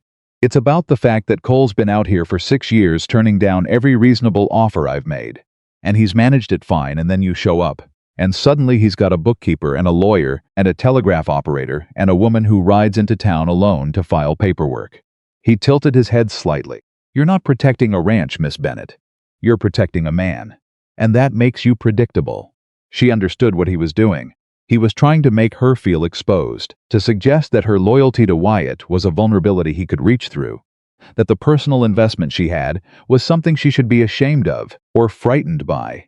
She looked at him calmly. "You're right," she said. "I am protecting a man. One who did right by me when he had no obligation to and has done right by everyone on his property for 6 years. She kept her voice level and pleasant and entirely serious. "If that makes me predictable, I'll take predictable over what you've been doing with Dutch Hendricks and Greer Merchant Supply." The smile left his face. "Good day, Mr. Dalton," she said. She walked to her horse and rode back to the ranch without looking behind her. Her hands were shaking slightly on the reins. Not from fear, from the particular physical aftermath of standing very still in the middle of something dangerous and refusing to move. She let them shake for the first mile. Then she straightened her grip and rode the rest of the way home. Home. She noticed the word in her own mind and didn't argue with it. Wyatt was on the porch when she rode in. He had the look of a man who had spent the last 2 hours working hard on things that did not require his full attention, so that his full attention could be occupied with something he was not going to admit out loud. "Telegram sent," she said, dismounting. "Independent survey requested." "You saw Dalton?" It wasn't a question. She looked up at him. "Tom," he confirmed. She tied the horse to the post and came up the porch steps and stopped in front of him. He was looking at her with an expression she had not seen from him before, something that was past the measured reserve, past the careful containing of himself that he wore like a second coat. "He said something to you," Wyatt said. "He said several things." Most of them designed to make me feel like my investment in this situation was a liability. Did it work? No. She looked at him steadily. But it told me something useful. What? That he's more worried about me than he is about you. She paused. He's been dealing with you for 6 years, and he has a strategy for you. He doesn't have a strategy for me yet. And that means we have a window. Wyatt looked at her for a long moment. What kind of window? The survey buys us a week. In that week, I want to go through the Greer billing records one more time. I think there are 2 or 3 transactions I flagged, but didn't fully pursue amounts that might be large enough to constitute fraud, rather than simple billing inflation. She met his eyes. If I can establish fraud, the county prosecutor becomes interested. And a county prosecutor's interest in Gerald Dalton's supply network is significantly more powerful than a land office dispute. He stared at her. You want to go on a fence, he said. I want to stop defending. She kept her voice calm, but she felt the certainty of this in her whole body, the particular clarity that came when she had thought something through completely and arrived at the only logical conclusion. We have been reacting to everything Dalton does. React to the billing. React to the reputation attack. React to the land filing. He sets the pace and we respond. That has to stop. Wyatt was quiet for a moment. The kind of quiet that meant he was taking something seriously. And if the fraud case doesn't hold, then we're exactly where we are now, with a documented survey and a restructured debt and a terminated Greer contract. We lose nothing by trying. She paused. But I don't think we're going to lose. He looked at her for a long time in the particular way he had been looking at her for weeks, that revising, recalibrating look. But this time there was something else underneath it, something that had been building without announcement. The way most of the truest things in life built. Rose, he said. She waited. I need to tell you something, and I need to say it now, before I talk myself out of it again. Her breath came out slowly. All right. He looked at his hands for a moment, then back at her. When you first came here, I told myself I was offering you a room because it was the decent thing. And that was true. But it stopped being just the decent thing somewhere around the 3rd morning, when I came downstairs and the coffee was already made and you were standing at the stove arguing with the pan like it had personally offended you. She felt the corner of her mouth move. It had. The heat was uneven, I know. He said it with a quietness that was not humor, exactly, but was related to it. The point is, I stopped thinking about you as someone I was doing right by and started thinking about you as someone I was. He stopped. She waited. She was very good at waiting when it mattered. Someone I wanted to be in the same room with, he said. Not because you needed help. Not because you were useful to the ranch. Because when you're in a room, it's a different kind of room. The porch was very quiet. Wyatt, she said. I'm not asking you for anything, he said quickly. I know what you've been through. I know how you arrived here, and I know what the Daltons did. And I know that the last thing a woman in your position needs is a man assuming that gratitude and proximity are the same as Wyatt. Her voice was gentle but firm. He stopped. She looked at him. You are not Gerald Dalton. You are not Aldrich. You are not any of the men who have looked at my situation and seen something to use. She paused. You are the man who offered me a room and said nobody should face the world alone, and meant it simply. And that is so far from what I expected when I got off that train that I am still, some mornings, slightly surprised by it. He was completely still. I'm not staying here out of gratitude, she said. I'm not sitting on this porch every evening out of obligation. I stayed because I wanted to stay. I worked on those ledgers because the work mattered to me. And I am standing here right now because, she stopped herself. Found the words again. Because you are the first man in a very long time who has looked at what I can do and said that's a position, and I'd like to pay you for it rather than absorbing it as something women just provide. His jaw moved slightly. That's not. I know it's not enough by itself, she said. I know. But it is where I started, and where I am now is different, further along than where I started. She held his gaze. I just need you to know that whatever this is, it isn't pity on my side, and it isn't convenience. He looked at her for a long moment. Then he reached out and took her hand. Not dramatically. Not with any flourish. Just reached out and took her hand the way you take something you intend to keep careful hold of. And his grip was warm and certain, and said more than either of them had managed to say in the past several minutes of trying. She didn't pull away. She hadn't wanted to pull away in a long time. The Greer records gave her what she needed on the 4th evening of review. She had gone back through every transaction, building a secondary file with the care and thoroughness she brought to everything. And what she found at the bottom of the third year's records, buried under routine entries, structured to look like a standard bulk discount arrangement, was a kickback account. Not billing inflation, not overcharging. An actual kickback, a percentage of every Greer transaction, routed through a secondary account to a holding company in Billings, whose registered agent. When she traced the paperwork through the documents Wyatt had received from Helena, was Gerald Dalton's eldest son. It was not subtle. Once you knew what you were looking at. But you had to know what you were looking at. She sat with the discovery for a full hour before she said anything, building the documentation, cross-referencing the amounts, making sure that what she had was not circumstantial but sequential and provable, the kind of evidence that didn't leave interpretation room, the kind that spoke in its own voice without requiring anyone to take her word for it. Then she went to find Wyatt. He was at the kitchen table with Tom, going over the cattle counts for the spring plan. She set the file in front of him without preamble. Fraud, she said, not billing inflation, actual fraud. Kickback arrangement through a holding company registered to Dalton's son in Billings. Tom looked at the file. Then he looked at Rose. Then he looked at Wyatt. Wyatt opened the file. He read it slowly and completely. The way she had learned, he read everything that mattered without rushing, without performing a reaction, giving it the full weight of his attention until he understood it completely. When he looked up, his eyes were very calm. That specific calm, she had learned, was more serious than anger. How long, he asked.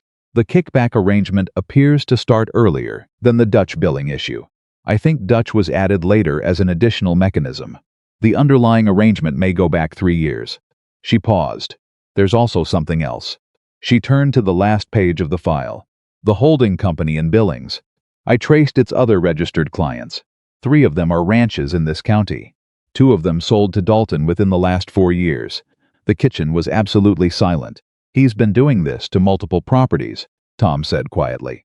Yes. Wyatt stood up from the table. He didn't say anything for a moment. He walked to the window, the way he did when he needed to organize himself without an audience. And Rose and Tom let him stand there. When he turned around, his face was resolved. I need to go to the county prosecutor, he said.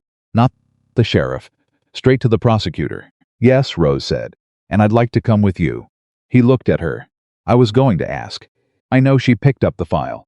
But I wanted to say it first. Tom made a sound that might, in a man less understated, have been a laugh. They rode to the county seat the next morning. The county prosecutor was a man named Garrett 50s, with a handshake that was serious and eyes that were skeptical in the professional way of someone who has heard too many stories with convenient details. He sat across his desk from Wyatt and Rose and looked at the file she placed in front of him with the careful neutrality of a man reserving judgment. He was not neutral for long. She walked him through the documentation the way she had walked Wyatt through the ledger on that first morning in the barn, clearly, completely, without editorializing, letting the numbers speak in their own voice. The kickback account, the holding company, the 3 other ranches, the timeline that placed the arrangements, getting before Dutch Hendricks, suggesting Dutch had been recruited into an already existing operation rather than initiating it. Garrett asked 3 questions. She answered all 3 without hesitation. He looked at Wyatt. Your account manager found all of this? My account manager found all of this, Wyatt confirmed. Garrett looked at Rose with a different kind of tension than he had started with. Miss Bennett, where did you learn accounting? My father's books, she said. And practice. He looked at the file again. This is meticulous work, thank you. I'm not complimenting you. I'm telling you it will hold.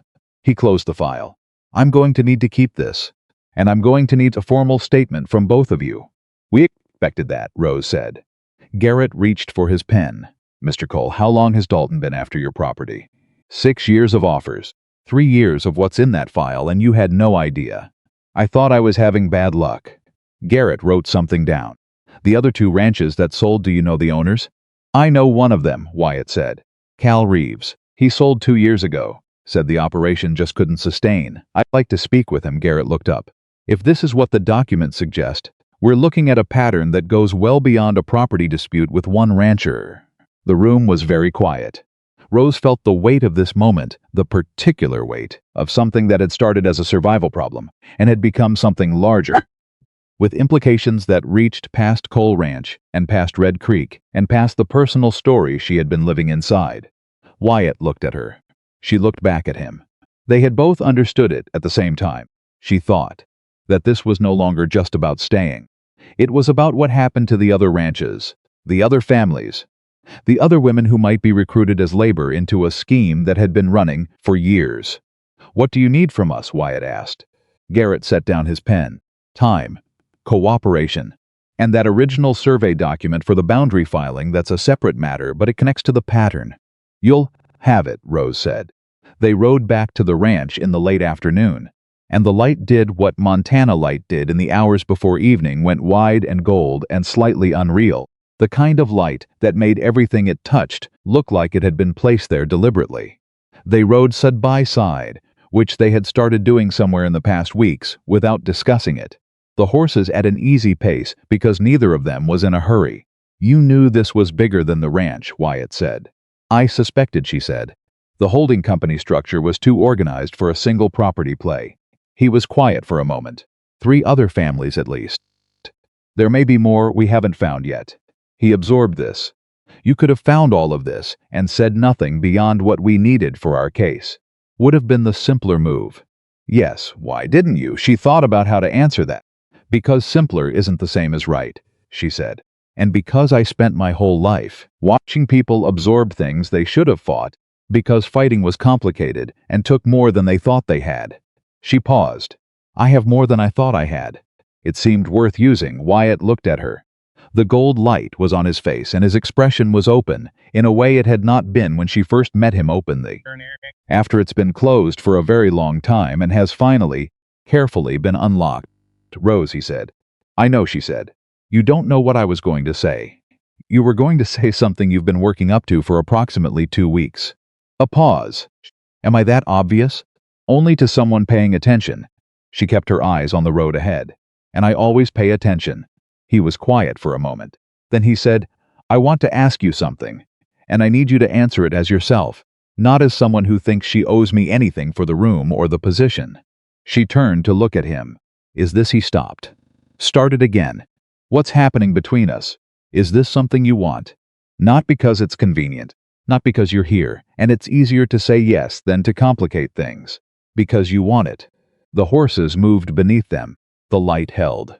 She thought about Ohio and the house that was sold, and the practice she was never allowed to open, the train platform in Red Creek, and the bench where she sat with $43 and a suitcase and a heart that had been for the worst for so long it had almost forgotten what the alternative felt like. She thought about mornings and ledgers and cornbread and porch evenings. She thought about a man who had written a letter to Columbus on her behalf because he wanted her to be protected and hadn't been sure she would accept the protection if he'd asked. "Yes," she said, "I want it," a slow, controlled thing that she recognized as a man who has been holding something carefully for a long time and is finally setting it down. "Good," he said. Just that one word. But the way he said it with the full weight of everything that had been building, since the morning she had lit a cold stove in Stranger's kitchen and refused to sit still, made it the most complete sentence she had heard in a very long time. They rode the rest of the way back to the ranch, in a silence that was not empty but full, the kind of silence that 2 people can only share when they have stopped being strangers to each other and have not yet decided what name to put on what they are instead. The ranch appeared ahead of them, solid and established and worn at the edges, in the way of things that had survived real weather. And Rose looked at it and felt the thing she had been feeling for weeks, but had been careful not to say inside her own head, where it might make demands of her. She felt, looking at Cole Ranch in the gold late light, that it was hers, not in the legal sense, not yet, and perhaps not ever in the way the law defined it, which had never been particularly friendly to women who wanted things to be theirs. But in the way that a place becomes yours when you have worked it and worried about it and fought for it and chosen it over and over when you could have chosen to leave. In the way that a home becomes yours. She hadn't had one of those in a very long time. She wasn't going to take it for granted. Tom was on the porch when they rode in, and the look on his face when he saw them, both of them, Riding in together at that hour, with that particular quality of ease between them, was the look of a man who had been quietly hoping for something for weeks and had just received confirmation. He said nothing. He simply stood up and went to take the horses. "Tom," Wyatt said. "Thank you," Wyatt said. "For the past weeks. For all of it." Tom looked at him for a moment. Then he looked at Rose. Then he nodded once, with the complete economy of a man who understood that some things are too important for more than one word. "Supper's on the stove," he said. He took the horses and left them standing on the path to the porch. And Wyatt looked at Rose, and Rose looked at Wyatt. And between them the evening settled into something that felt like exactly what it was, the beginning of something neither of them had expected to find when they had each, in their different ways, and from their different directions, been living as though the best of things was already behind them. It was not.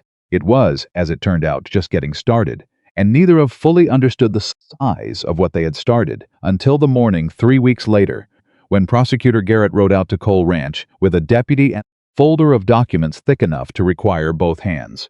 Rose saw them coming from the kitchen window. She had the coffee on before they reached the porch. Wyatt came in from the barn at the sound of horses, wiping his hands on a cloth, and he looked at Garrett's face as the man dismounted and understood immediately that the folder was not a formality. "How many?" Wyatt asked. Garrett came up the porch steps and took the coffee Rose handed him before he answered.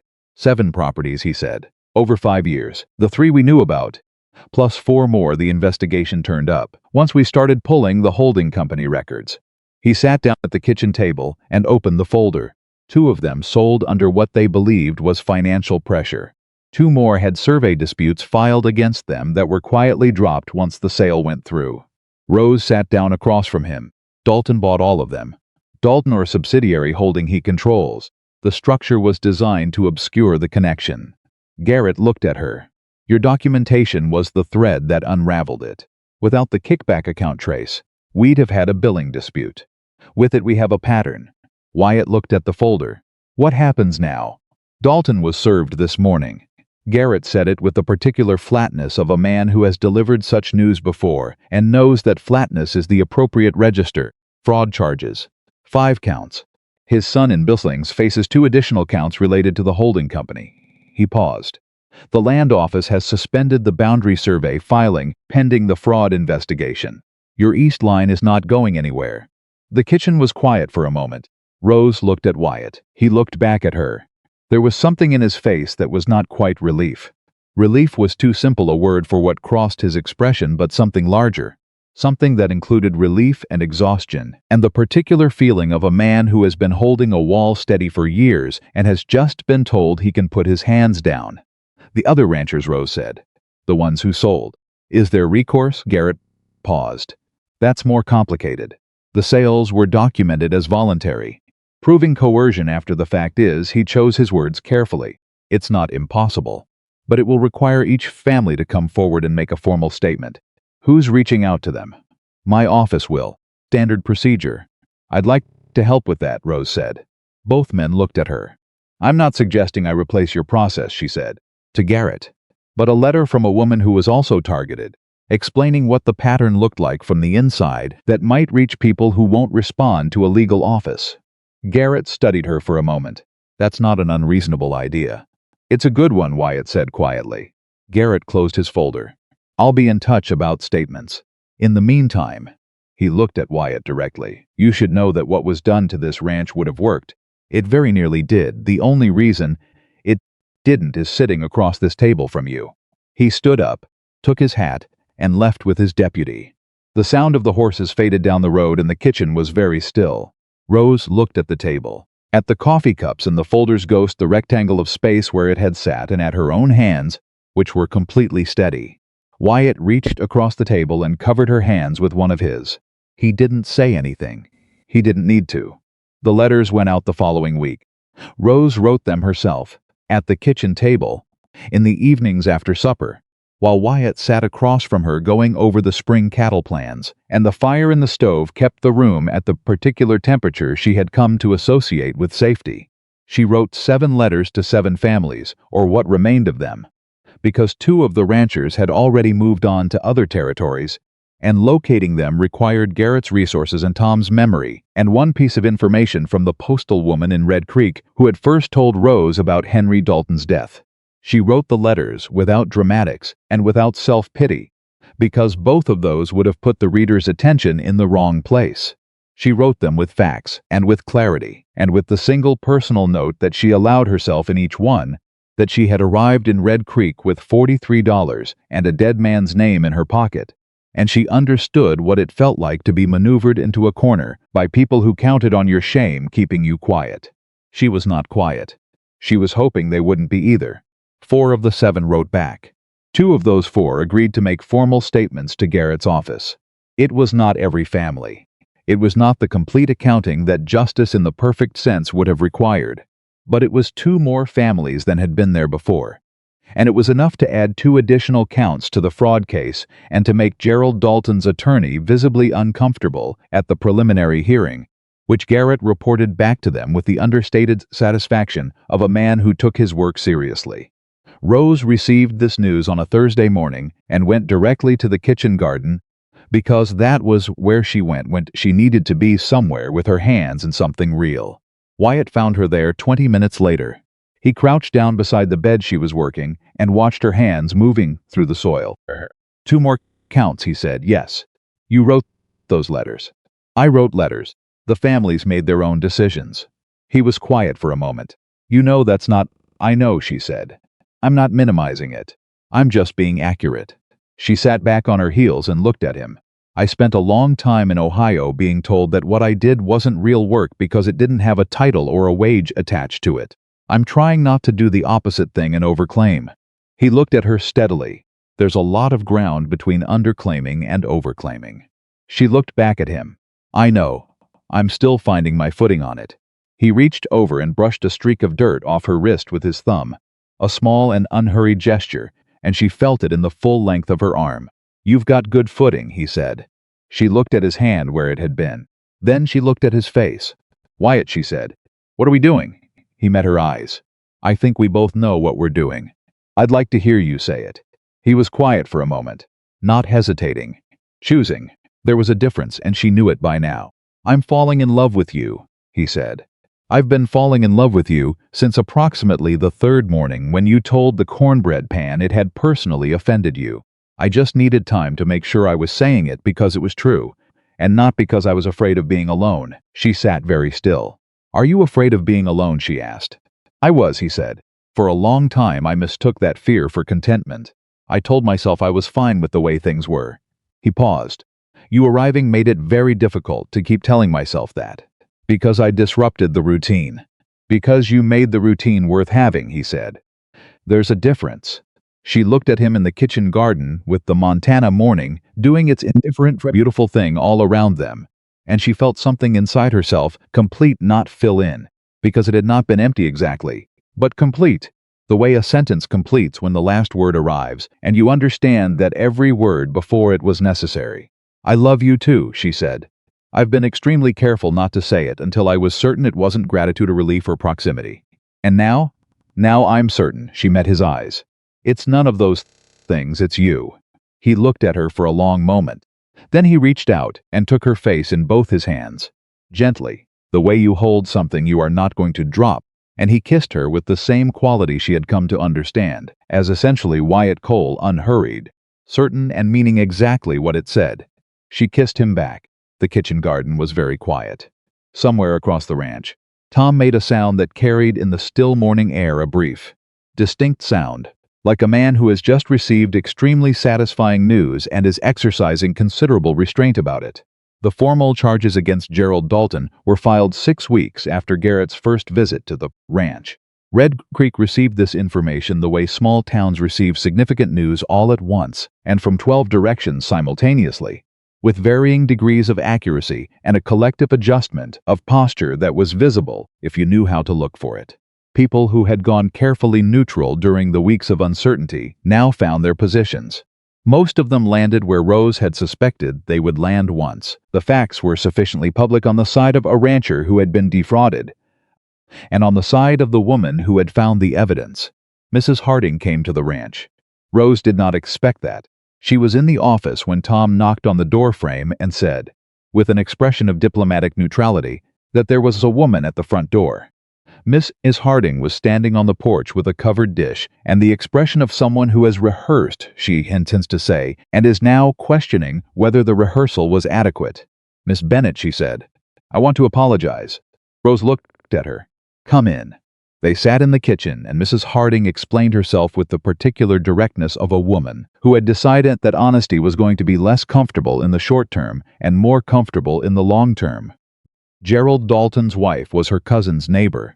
She had heard the story, the version Dalton had circulated, and had believed it without investigating it, because it had come from a familiar direction and because, she admitted with visible discomfort, a woman arriving alone with no visible connections had seemed like exactly the kind of person a certain kind of story could attach to.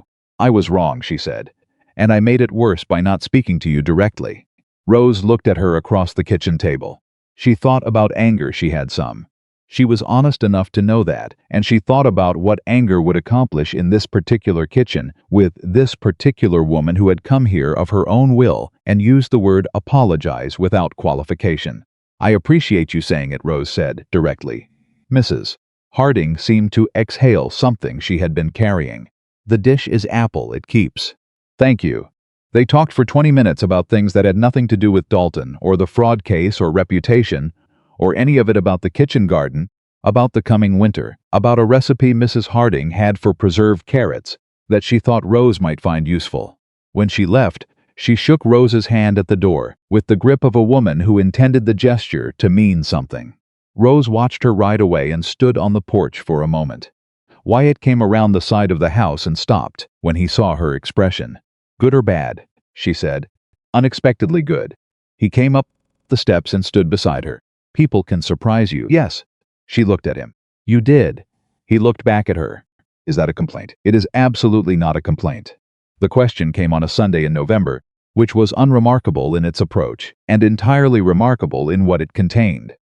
They had been to Red Creek that morning for the first time together in a deliberate and unambiguous way, not for ranch business, not for legal appointments, but because Wyatt had asked if she wanted to come to Sunday services, and she had said yes, and they had ridden in side by side, and sat in the third pew from the front, and the entire church had, and responded with the collective awareness of a community that had been following a developing situation for weeks, and was now receiving a data point. The ride home was easy and unhurried, and they talked about the sermon and about Tom's plan for the winter pasture rotation, and about the letter Rose had received from one of the Ohio families that had contained, buried in the middle of 3 paragraphs of gratitude, the information that her father's former business associate, someone other than Aldrich, had kept a collection of her mother's china that by rights belonged to Rose. She had not known about the china. She did not particularly want the china. But the fact of it, the fact that there was something her mother had owned that still existed in the world, had done something to her that she hadn't expected and was still quietly processing. "You could write to them," Wyatt said. "Have it sent out. It's expensive to ship." "I know, and fragile." "Also true." She looked at him. "You're not trying to talk me out of it." "Why would I do that?" She looked at the road ahead. "Because it's impractical and sentimental and takes up space." Rose, his voice was very quiet. "It was your mother's." She breathed out slowly. "Yes." She nodded once. She would write the letter. She would have the china sent, and it would arrive in pieces or intact or somewhere in between, and she would put it in the kitchen, where it would be used rather than stored, because her mother had been a woman who believed that beautiful things were meant for daily life, not for occasions. She was still thinking about this when they turned onto the ranch road, and it was thinking about her mother that made her understand, in that particular sideways way that the most important realizations tend to arrive, what she was going to say when the moment came. The moment came sooner than she expected.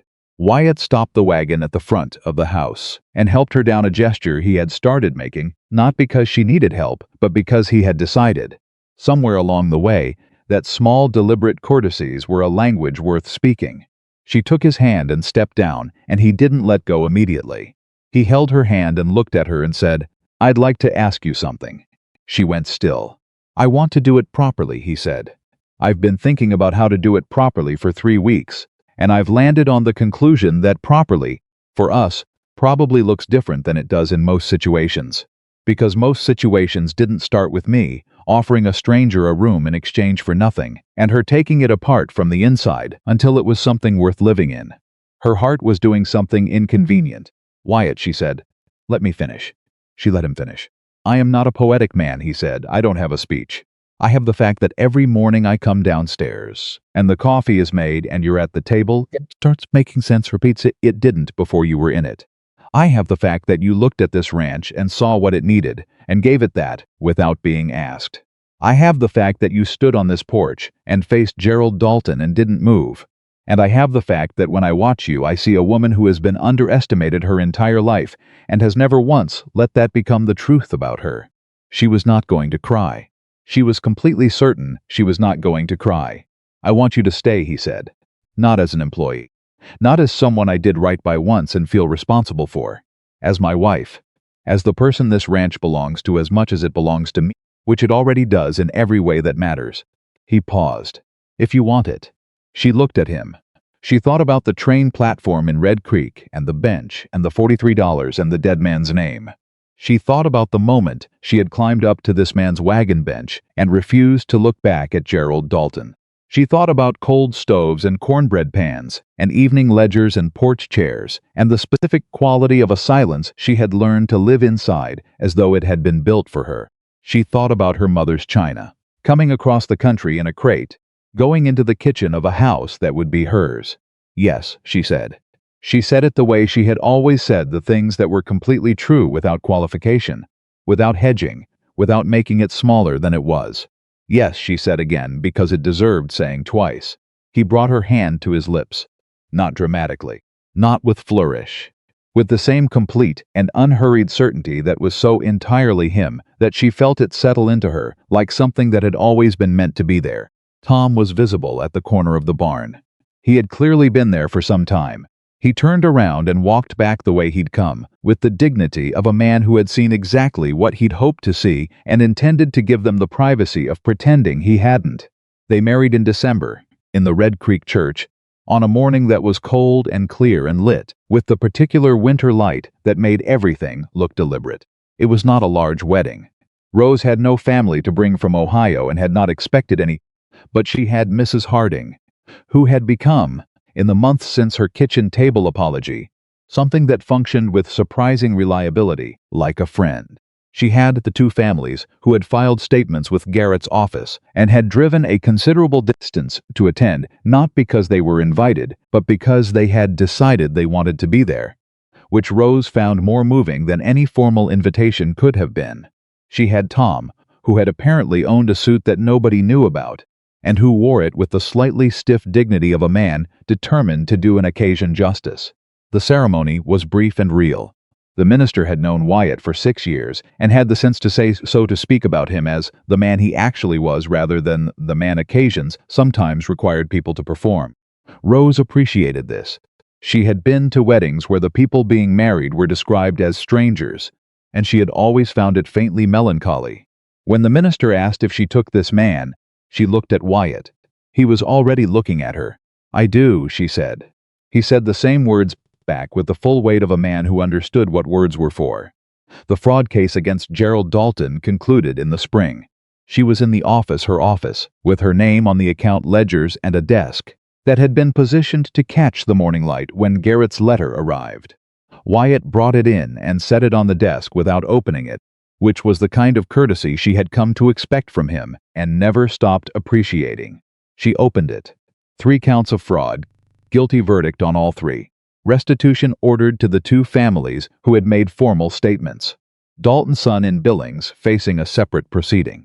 The East Boundary Survey filing dismissed with prejudice. She read it twice. Then she set it down and looked out the window at the kitchen garden, which was just beginning to show the first green of the spring planting she had planned over the winter, the expanded root bed, the new herb section along the south wall, the roses she had planted against the east-facing fence, because she had decided that roses might be stubborn in the wrong soil, but this was the right soil. She had chosen them herself, ordered from a nursery catalog over the winter, spent 2 evenings reading about which varieties survived Montana winters, made her decision with the thoroughness she brought to everything, and the particular private pleasure of a woman planting something in a place she intended to be in long enough to see it bloom. Wyatt came to stand in the doorway. She held up the letter. He read it where he stood. She watched his face, the careful, controlled face she had learned in all its gradations, and she saw the thing she had seen on the porch the morning. Garrett first came to the ranch, the thing that was larger than relief. The settling of a weight that had been carried so long it had become invisible. "It's done," he said. "It's done." He looked at her for a moment. "The Reeves family's. He lost his property 2 years ago. The restitution won't—" "I know." She stood up from the desk. "But I've been writing to him. He's in Wyoming territory. He's working someone else's land right now." She paused. "I told him about the ranch account work, about what there is here, about what the county needs in terms of bookkeeping." She met Wyatt's eyes. "There's a property on the North Road that went up for sale last month. Reasonable price, if he wanted to come back." Wyatt looked at her. "It's not our business," she said quickly. "I know that. I'm not Rose." His voice was very quiet. "Write the letter." She looked at him. He looked back at her with the expression that was so entirely itself, so entirely him, that steady, open, completely present attention that had been the first thing she had recognized as different, as more, as worthy of the careful heart she had almost stopped offering to anyone. "Write the letter," he said again. She sat back down. She wrote it. In the months that followed, several things happened in the order that real life brings things, not dramatically, not in sequence but overlapping and ordinary and full. The bookkeeping practice Rose had imagined in Ohio opened its doors in Red Creek in the spring, in a small rented room above the post office. She worked there 3 mornings a week, and in the first month she had 4 clients, and in the second month she had 7. And by the end of the season, she had more work than 3 mornings could hold, and had begun training a young woman named Eliza, who reminded her of herself at 18, in ways that were alternately gratifying and slightly alarming. Tom got a raise. She handled that paperwork personally and made sure it was properly documented, because Tom was the kind of man who would work for less than he was worth indefinitely if someone didn't notice and correct the situation, and she had noticed. The roses bloomed in June late, and smaller than the catalog had suggested, but present. Rose stood at the kitchen garden fence and looked at them for a long time. Wyatt came to stand beside her. "They survived," she said. "They're stubborn," he said. She looked at him sideways. "I thought roses didn't survive in the wrong soil." "They don't." He looked at her. "This is the right soil." She looked back at the roses and felt the full weight of that, the roses and the soil and the ranch and the office above the post office, and Tom in his good suit at a December wedding, and the kitchen in the morning and the porch in the evening, and all of it, adding up to something she had not known how to want until it was already hers. One evening in August, they sat on the porch in the chairs that had become theirs in the way that chairs in a long-occupied house become theirs, worn to the particular shape of the people who use them, comfortable with the comfort that only time produces. The light was going long and gold, and Rose was thinking about the fall planting schedule and the Reeves letter that had come back that week. Cal Reeves was coming, in September, to look at the North Road property, and about Eliza, who had caught a billing error in a client's feed account that Rose had missed, and about how deeply satisfying it was to have trained someone well enough that they could catch her mistakes. "You're thinking," Wyatt said. "About what?" She considered. "About how different this is from what I expected." He looked at her. "Better or worse?" She turned to look at him fully at the face she had learned so completely that she could read it in every light, at the man who had offered a stranger a room and meant it simply, and had never once, not once, looked at her situation and seen something to use. "Do you know what I thought," she said, "when I sat on that bench in Red Creek with $43 and a suitcase and absolutely no plan? Tell me." "I thought, if I can just get through this, I'll settle for ordinary." She paused. "I had decided that ordinary was what women like me got. Women who were too practical to be charming, and too honest to be convenient, and too stubborn to disappear when someone wanted them to." She looked at him. "I had decided I was not the kind of woman things happened for. Only to evening held." And now, he asked quietly, with the full attention that was so entirely him. She looked at Cole Ranch, at the barns and the kitchen garden, and the roses against the east fence and the office window in the house where the lamp burned over her ledgers. She looked at the Montana sky pressing down on the mountains with its enormous indifferent beauty. She looked at the man beside her, who had been built by loss and had chosen, slowly and carefully and with her, to be built by something else instead. Now, she said, I know the difference between settling and arriving. Wyatt looked at her. He reached over and took her hand the way he always took her hand, without drama, without announcement, as though it was the most natural thing in the world, which it had become. You arrived, he said. We both did, she said. The evening light held them there on the porch of Cole Ranch, in the Montana August, in the life that had been built from $43 and a dead man's name and a quiet rancher, who believed that nobody should have to face the world alone, and Rose Bennett Cole, who had prepared herself for rejection and found instead the one thing she had stopped believing she deserved, looked at everything she had and held it with both hands and did not let go. She had come to Montana expecting the worst. She had built, from the wreckage of that expectation, something neither of them had known they were capable of until they built it together. And that the building of it, the daily choosing of it, the stubborn and ordinary and extraordinary fact of it, was home.